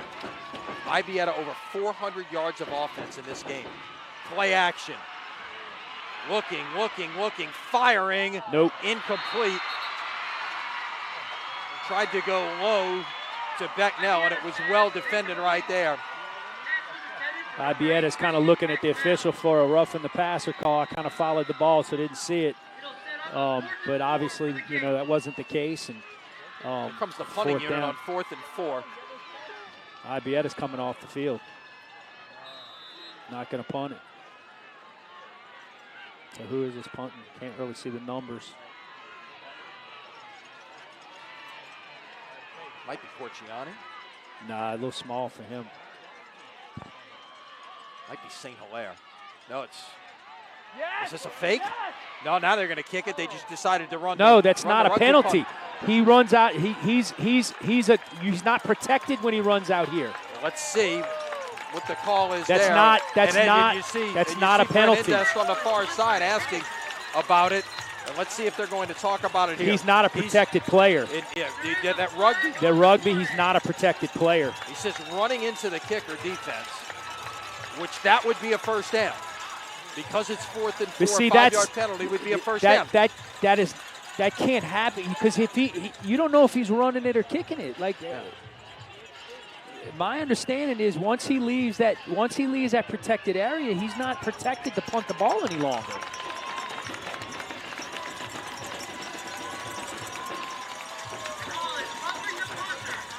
The only thing I don't know there is if you hit the kicking leg as opposed to the plant leg, I don't know. That may not. Maybe you can't rough him at that point, but I mean, don't know. you're damned if you do, damned if you don't as a defender right there because you're going to run through him like you're going to tackle him, but if he punts it, you run through him. That's roughing the punter.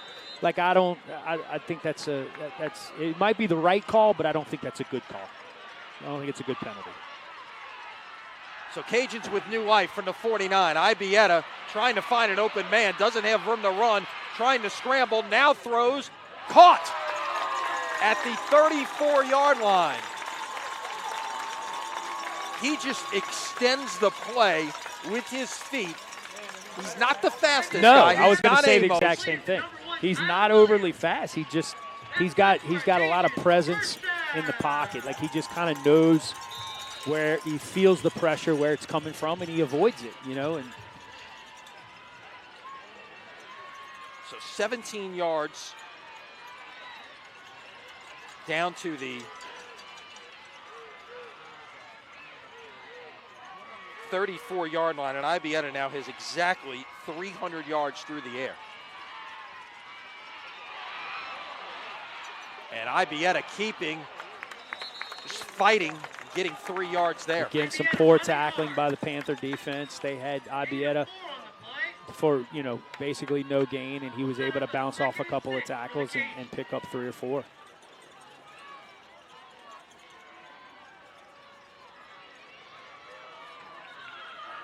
So 2nd down and let's call it 7 at the 31-yard line.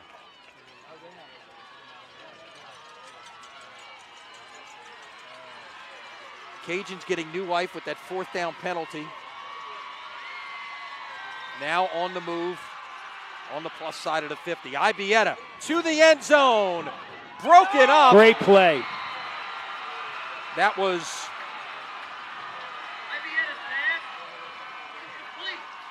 Avery Guidry. Avery Guidry, the junior. Yeah, he played that very well. Got his head around right as the ball was coming to him. Going against a much taller receiver, timed it perfectly, got his hand up, and was able to knock it away. If he times that a little bit off or doesn't find the ball, that's a sure touchdown. Ibieta has missed on 5 of his last 7 passes, so we've seen maybe a little bit of better coverage out there from the back end of Catholic. Line to gain here, about the 24-yard line. 3rd down and 7. Here's another one of those big plays. Yeah, but I think you're in 4 down You territory. are in 4 down territory. In fact, they'll give it away here. Corciani trying to bounce it outside. We get out to about looks like the 26-yard line. It's going to be 4th and 2. Number 6, Nicky Corciani Now, with the carry. number 57, Short gain Colby will set up Presley, a who's their 4th Mike and 1 linebacker, for his the helmet came off again, so he does have to come out to play. So you're going to have a substitution here in this crucial 4th down play, 4th and 2. Just what I've seen, I think number 13 gets the call here. We've I seen think in number key 13 situations in I short think yardage. number it's been him. 13's running it. He's been your guy all night. And they're going empty. Yeah, I think this is a quarterback, or off of that, a little fake run, kind of Tim Tebow-ish, There and you maybe go. throw Jump the ball. pass. Yeah. Remember, you may see anything here. It's all Ibieta, and it is a 1st down. 23-yard line. Ibieta on the carry. That's good for our game. I said earlier the clock hasn't get significant, but the clock's starting to get a little significant now. we You're under 8 minutes. Ticked under 8, yeah. This drive started with 11 on the clock, so this drive is now over 3 minutes. This is the 10th play of the drive that began back at the 25-yard line. The key play at this point is still that 4th down penalty. Yeah. On the rugby punt. I question it, but, again. There's the behind-the-back pass again to Hebe. Maybe Mike McGuire put that in getting ready for basketball season. I don't know. Ibieta's pass completed to number 4, Buckner Hebe. And that is a pass. Like I said, it's a forward pass, so that goes in his passing stats. Set up a 2nd and 5 for the Cajuns. Both sides of the ball starting to see a lot of hands on the hips. A lot of slow getting up off the ground in between plays. 2nd down 5. Ibieta on the run, falling forward, continuing to churn. He is out to about the 14-yard line. It's going to bring up about 3rd and 1.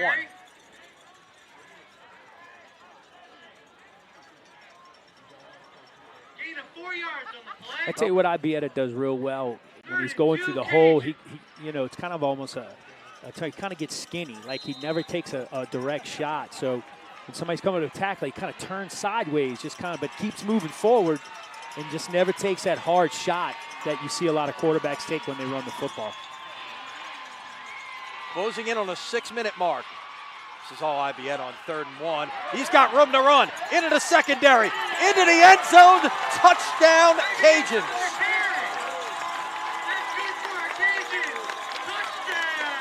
14 yards on the run, his 3rd touchdown running tonight, going with 4 passing. It's 45-43 Country Day.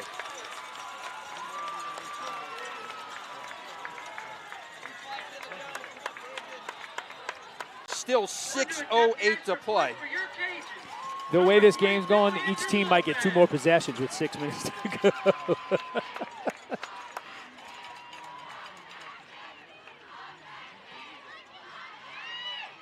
Point after is Ooh. good. Just got it inside the left upright, and that's big because that keeps it at a 3-point game. Yeah. The extra point is good. So with 6:08 to play, your new score, Country Day 46, Catholic 43. Gives us a chance to remind you that Crescent City Sports Prep Football brought to you by Gills Bar for more than a half-century, offering services, solutions, and support for businesses and associations looking for happier constituents and healthier bottom lines, and headquartered on the North Shore. To learn more on how Gills Bar can help your business, visit gillsbar.com.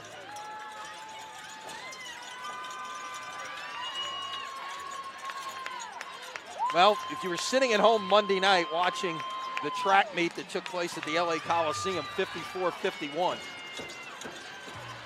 this is starting to become very similar. Yeah. Again, neither defense is really, here and there, 1 or 2 sporadically through the game, we've got some stops, but neither defense has really proven that they can stop the other offense. So Another onside kick. Anything, look, anything is possible at this point.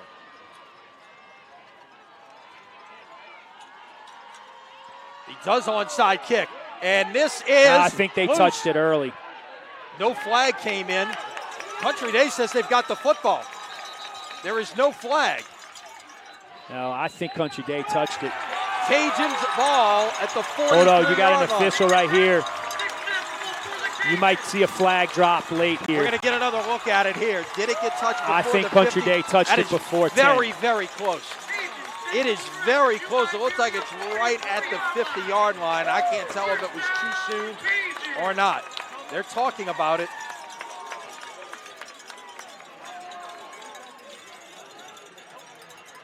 Still talking about it. First down, Country Day. Not going to give it to him. No, I tell you, look at that replay. Maybe we'll get Chip Merritt, our producer, to show it one more time here. We'll take another look. It is very, very close. It's hard to tell right there. It looks like it's right at the 50. Could it have been the 49.5? Could it have been the other 49.5? You don't know.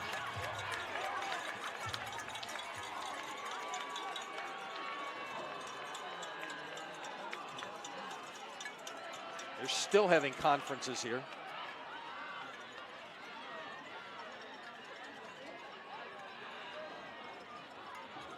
And the other thing it looks is, like too, the head referee is maybe can't- going over to the far sideline to talk to Brent Indes just to explain what he saw.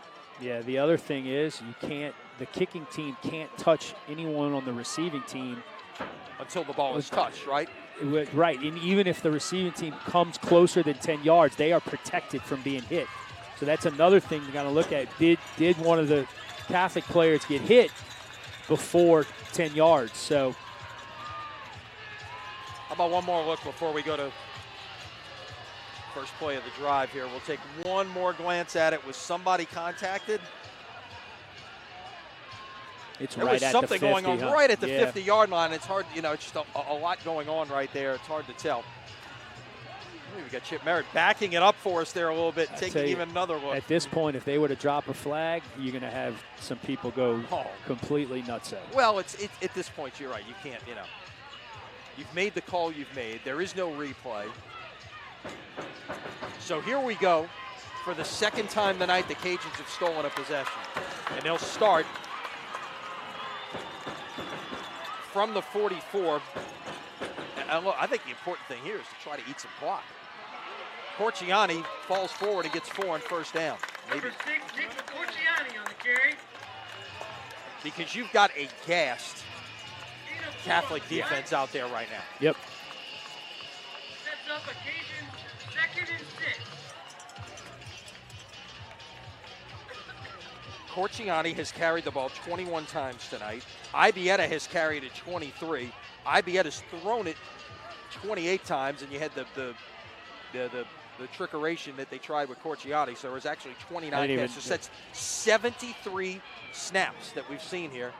So we got to stop. Yeah, there must have been a flag drop because the white hat, the head referee waved his flag, so I don't know. There was no, okay. Yeah, I Maybe didn't again, see it a slipped flag up. on the field, but obviously somebody threw it, an inadvertent flag.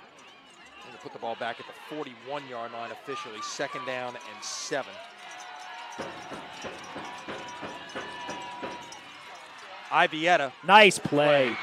Tried to go with the slant towards Williams, and it was Amos. Yeah, that was. I tell you what, for a quarterback, that was a heck of a play as a cornerback.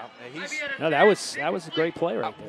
What do you do? Take a guy like Amos now, okay, just a junior. If you're a college coach, where do you look? He's an where do you athlete. look at him? He's an athlete. Do you think he's a receiver? Do you think he's a DB? I think he's either. a running I think back? he's a DB. I think he's a DB. I don't think he's a quarterback. I think he's playing quarterback for Coach Indes because of the system he's running. But I think he's definitely a DB at the second level.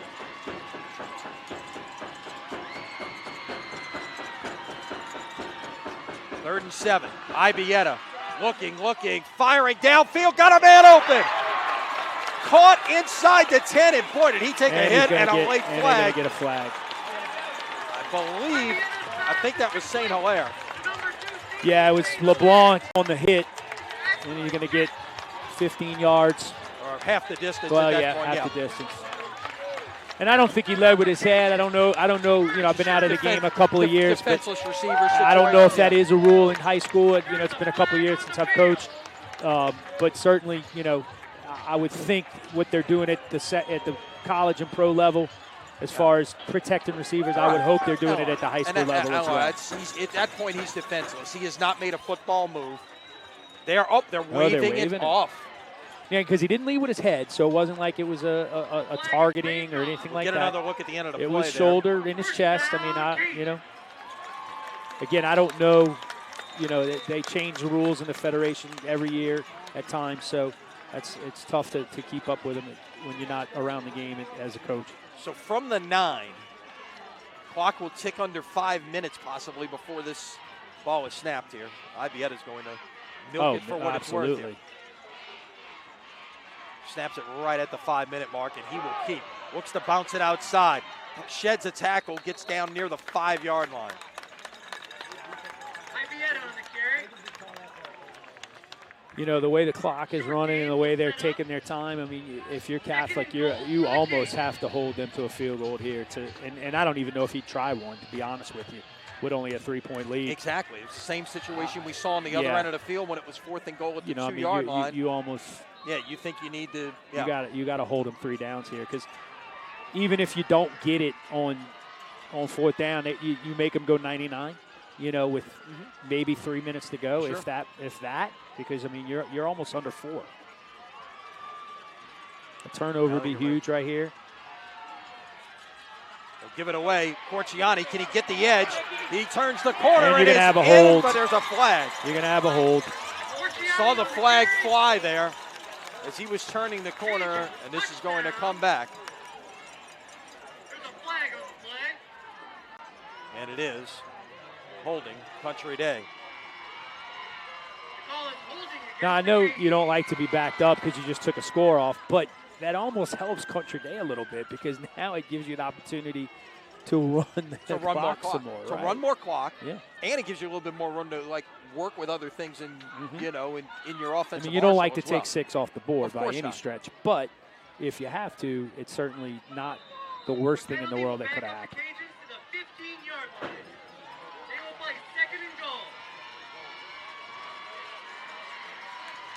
So 2nd down and goal, put it at the 15-yard line. And I'm trying to remember if they're going to run the clock here or because. No, it's going to start not running the clock. Because it was a situation where the clock wouldn't have been running. Corciani will draw play there, and we'll get out to about the 11-yard line where it's now 3rd and goal. 3rd down and goal.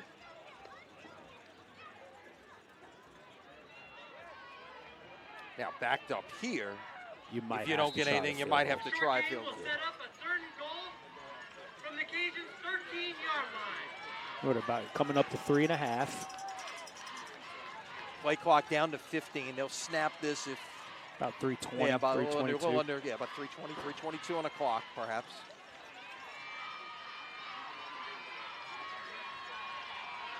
From the 11,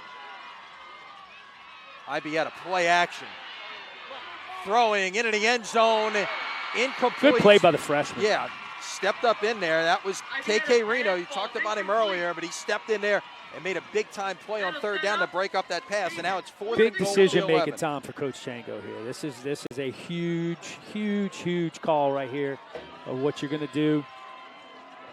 You almost say run it down, maybe take a timeout. Well, no, it's incomplete pass, so the clock's not running. Ooh, this is a big play. And they're going to go for it. I know, man. Wow. Coach Chango's got Well, look, it's as simple as this. It's a 3-point game. A field goal makes it a 6-point game. You still lose with a touchdown. You don't get it, you lose with a touchdown. Okay, so I like the call. 4th and goal at the 11. Ibietta in the pocket. Steps up, throws high. It is. Great play. Incomplete, broken. Great no call again. And that was number 7. That was called his name earlier. That was Guidry. The junior. He's made a couple of big plays here in the second half. On I think it was a 2-point conversion he stopped, if I'm not mistaken. And then that play right there.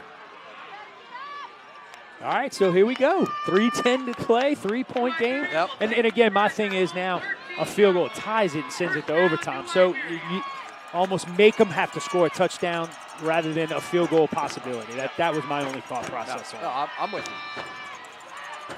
Takes the tie out of play. Correct. From the 11. Give it away on first down and off to the races for a moment there, at least before he was tripped up. He's had a heck of a Henry game, he's been outstanding in the second half. Yeah, he got slowed down a little bit. Got 15 there. I mean, he averages, if you look at his numbers coming in the game, he was averaging about 8 yards a carry. And I'm sure he's either improved on that or stayed right on that this game.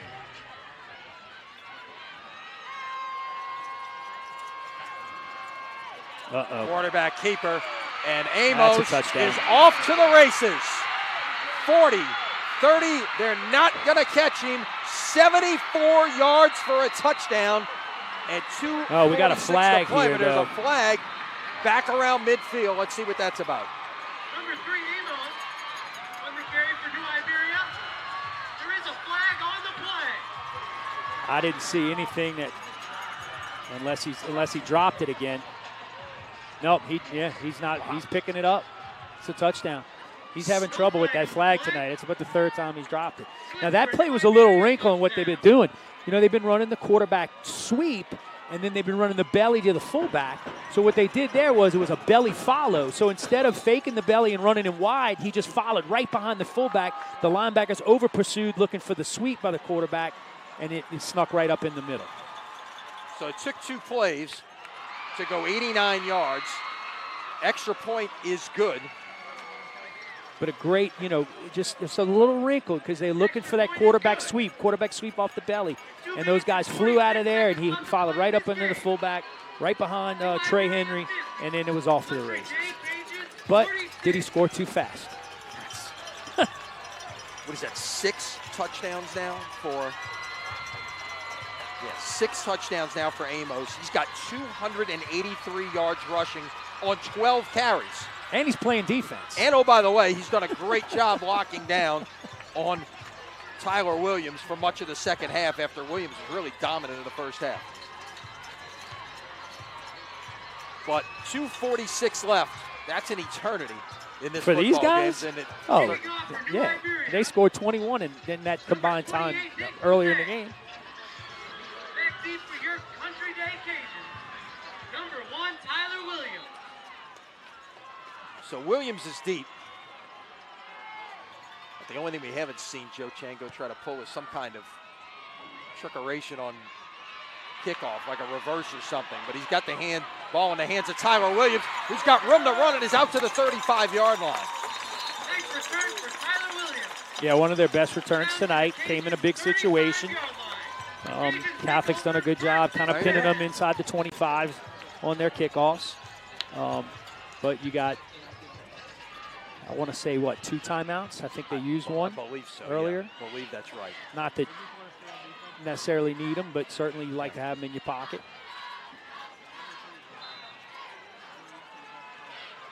I guarantee you nobody's left this stadium tonight.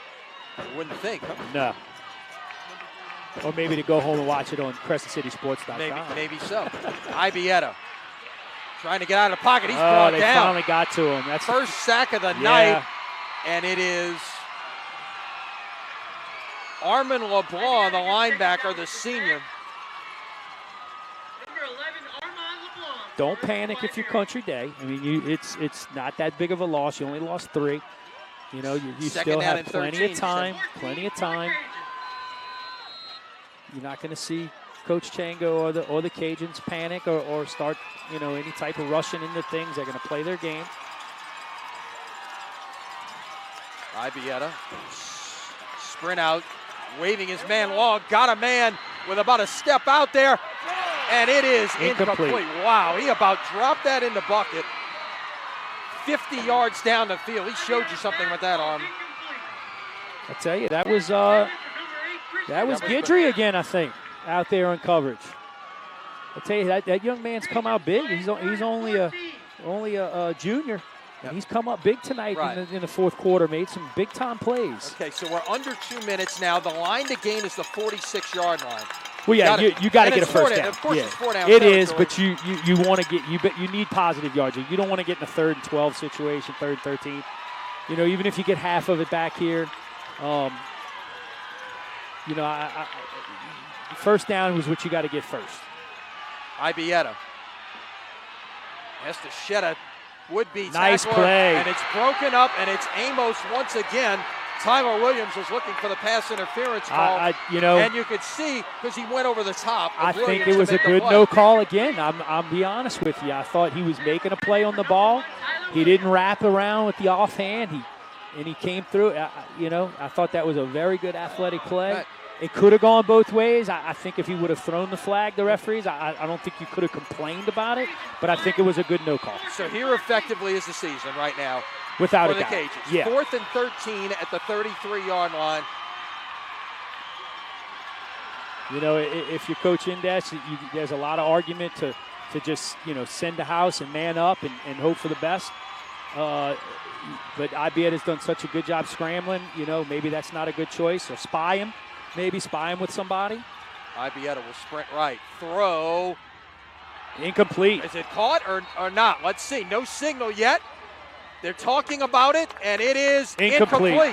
And you see, I don't think he got a foot down. Erupt. Yeah, I don't think he got a foot down. I think he caught it, but I think he left the ground, and I don't think he got a foot down in bounds, and that's why it was incomplete. You see, it's going to be hard to see on the replays. Right, because it's on the far side of the field, exactly. So Catholic takes over with 1:40 left. Now I don't know how many. I don't remember how many timeouts. Situation here, but again, it's you can essentially almost take it even with the 2 timeouts. I think 1:40 is right on the cusp of being able to just go victory formation. That's a good timeout by them. Settle your kids down because there's a lot of emotion over there on the sideline. You know, kids running around. Everybody's excited. Coaches are excited. So call your timeout. Get everybody, take a breath. It's a great timeout by Coach Indes, you know, veteran guy. And just settle everybody down and get ready to go because you might need to still get a first down to win the game.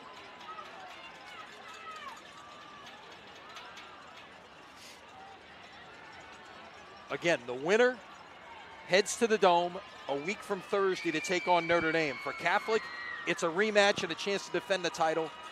Country Day can do what we've seen them do so many times this year and pull a rabbit out of a hat. They will head to the Dome for the first time ever.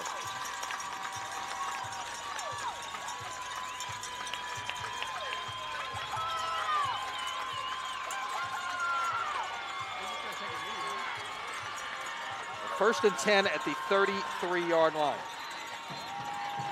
Ball security is the key right here. You know, you 2 hands on the ball. You don't need a first down. Just hold on to the football. Put Stay it in the bounds. hands of your best player, Amos. Fall down.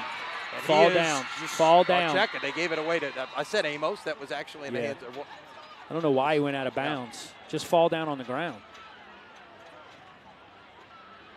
Amos on the carry.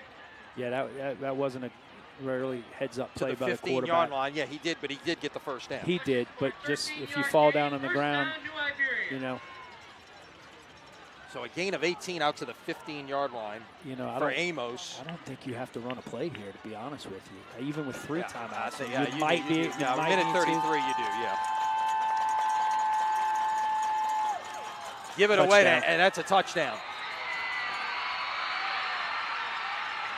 Number 4, Trey Henry for the second time tonight. Touchdown, New Iberia Catholic. And that may do it. Yeah. It's going to be real tough for Country Day to come back. The good news is you're going to have the ball back. The bad news is you got to score twice in 89 seconds. Which they've done before. We've seen them do. Yes. On to attack the extra point for New Iberia, number 28, Nick Boutte.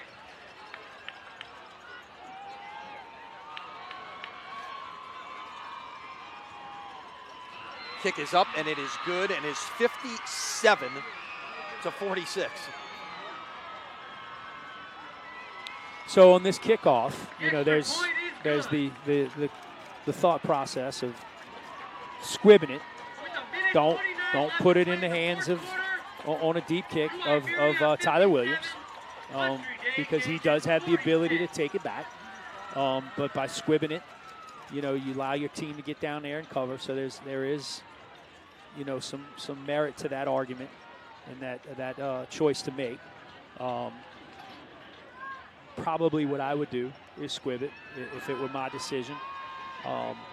Maybe if you've noticed on the far side of the field, kicking that way, there's a lot of room over there. So, kick it over there on a squib and make them have to go run and get it and go cover and make a tackle. So we'll see what Coach Indes does.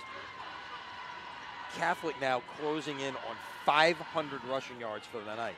Well, 189 for Henry. Do they have 301 for Amos. Do they have any receiving yards? I don't remember. No, they haven't completed a pass tonight. That's what I thought. Not completed a pass. But at least they've attempted one. They have. Not like the Bobby Conlon days of lore, where he wouldn't even throw one. They're going to go short to the opposite side of the field this time at the 25, out to the 35, out to the 40-yard line. I don't mind it. I don't mind what he did there. No, look, that's not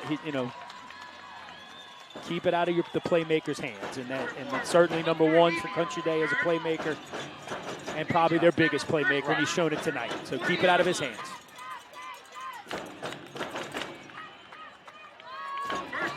The key is defensively, don't let anybody get behind you. You cannot let anybody get behind you. Let Ibieta run all he wants. Let him throw it underneath and make a tackle. But you cannot let anybody get behind you. From the 40, Ibieta across the middle. It's caught. That is Becknell. Stays on his feet and falls forward. He's going to stop the clock to move the chains. Again, we saw a little something like that last night. They send the inside receiver on the vertical, and then they dig him underneath and come across the middle, and it just kind of a little opening there in the middle of the field.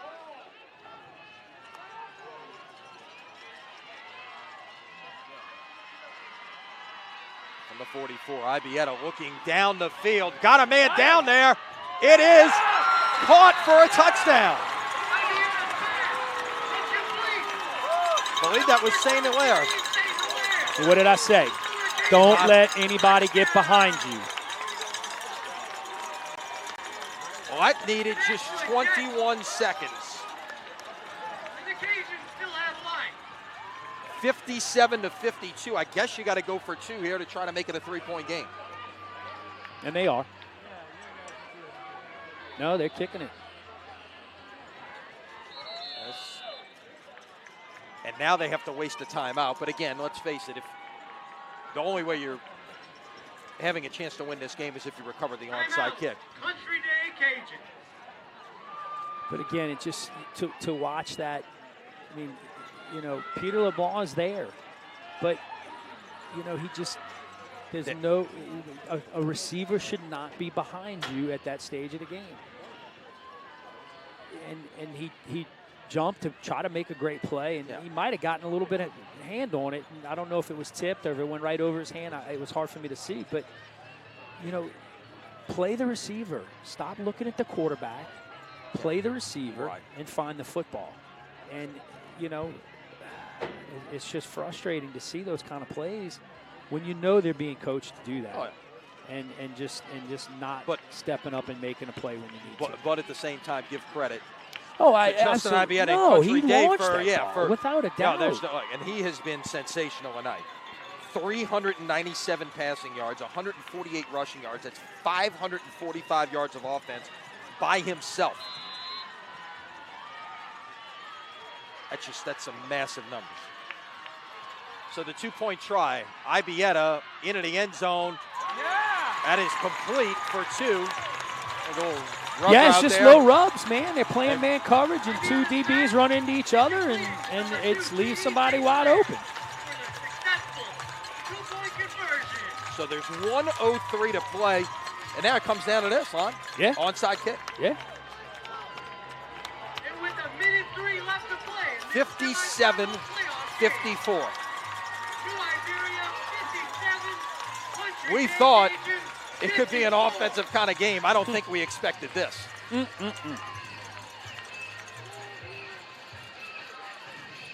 Country Day has over 600 yards of offense in this game. 221 on the ground, 397 in the air. Catholic of New Iberia has no yards passing and 497 yards rushing. That's the kind of night it's been. Over 1,000 yards between these two teams. Now, we can talk about this. There is a rule they made a few years ago that you have to have, and I don't remember exactly how it's worded, but you cannot have more than 6 players you can't on overload one side of the ball. right. Correct. So if you put the ball in a hash, you have to have 4 players on this side of the hash. And they put that rule in probably about 4 years ago to keep people from just putting everybody on one side. And it's safety precaution, just from collisions happening. And seen it and happen that at stuff. every level. Right. But, I mean, we've seen several different onside kicks from They've from done the it. kicker They had a lot of practice for Country tonight, Day. yeah. You know, Andrew Lopez, you know, I mean, he's One to kicked it. over the line. Yeah, and he's kicked it on an angle, you know, to the opposite hash. He's done the little, little rush onside on the last one where he just comes straight forward and kick it and just enough to go 10 yards and recover it. So, you know, if you're Catholic, you don't know.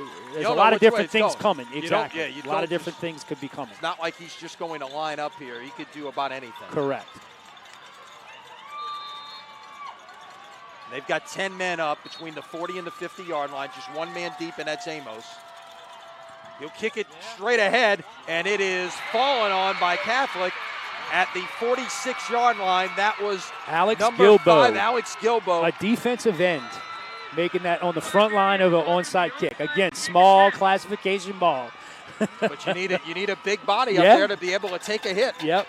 But he played that well because he could have come up and rushed it and possibly could have bounced off him, but he kind of slow played it, backed up almost like a shortstop in the hole and recovered it, fell down fetal position, and it would be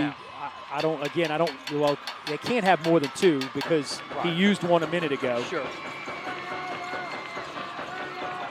Come out and run a play. It will be Amos. Stay in bounds. Getting Stay to the in edge. bounds. Good job, Slides son. down, gets the first down. That's going to put Catholic over 500 yards rushing for the Clock's night. still running. Shouldn't be. It should not be. Now it stops at 50.4. About 5 seconds ran off. But much smarter there. The last time he ran out of bounds earlier, this time he stayed in bounds. I would have to think you could take a knee at this time. Under a minute to go. I don't know why you wouldn't victory it. I mean, you're at 40 seconds.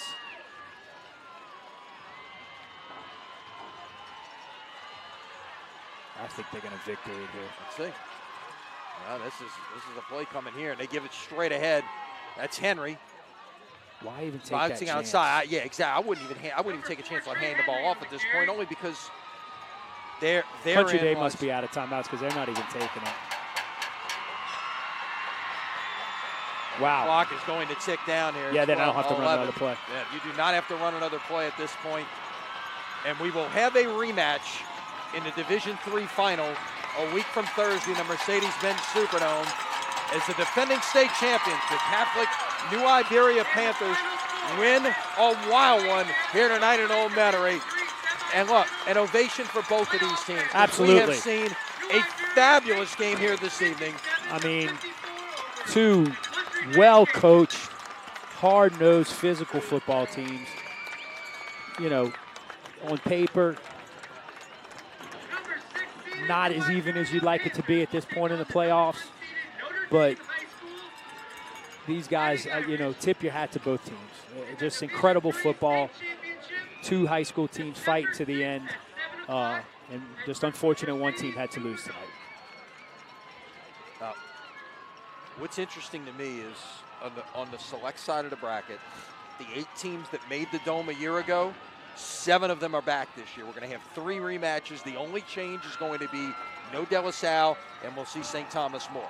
Look, And it's look, you can but say what you want about that, but those have been, at least in the last couple of years, the best programs, and give credit where credit is due.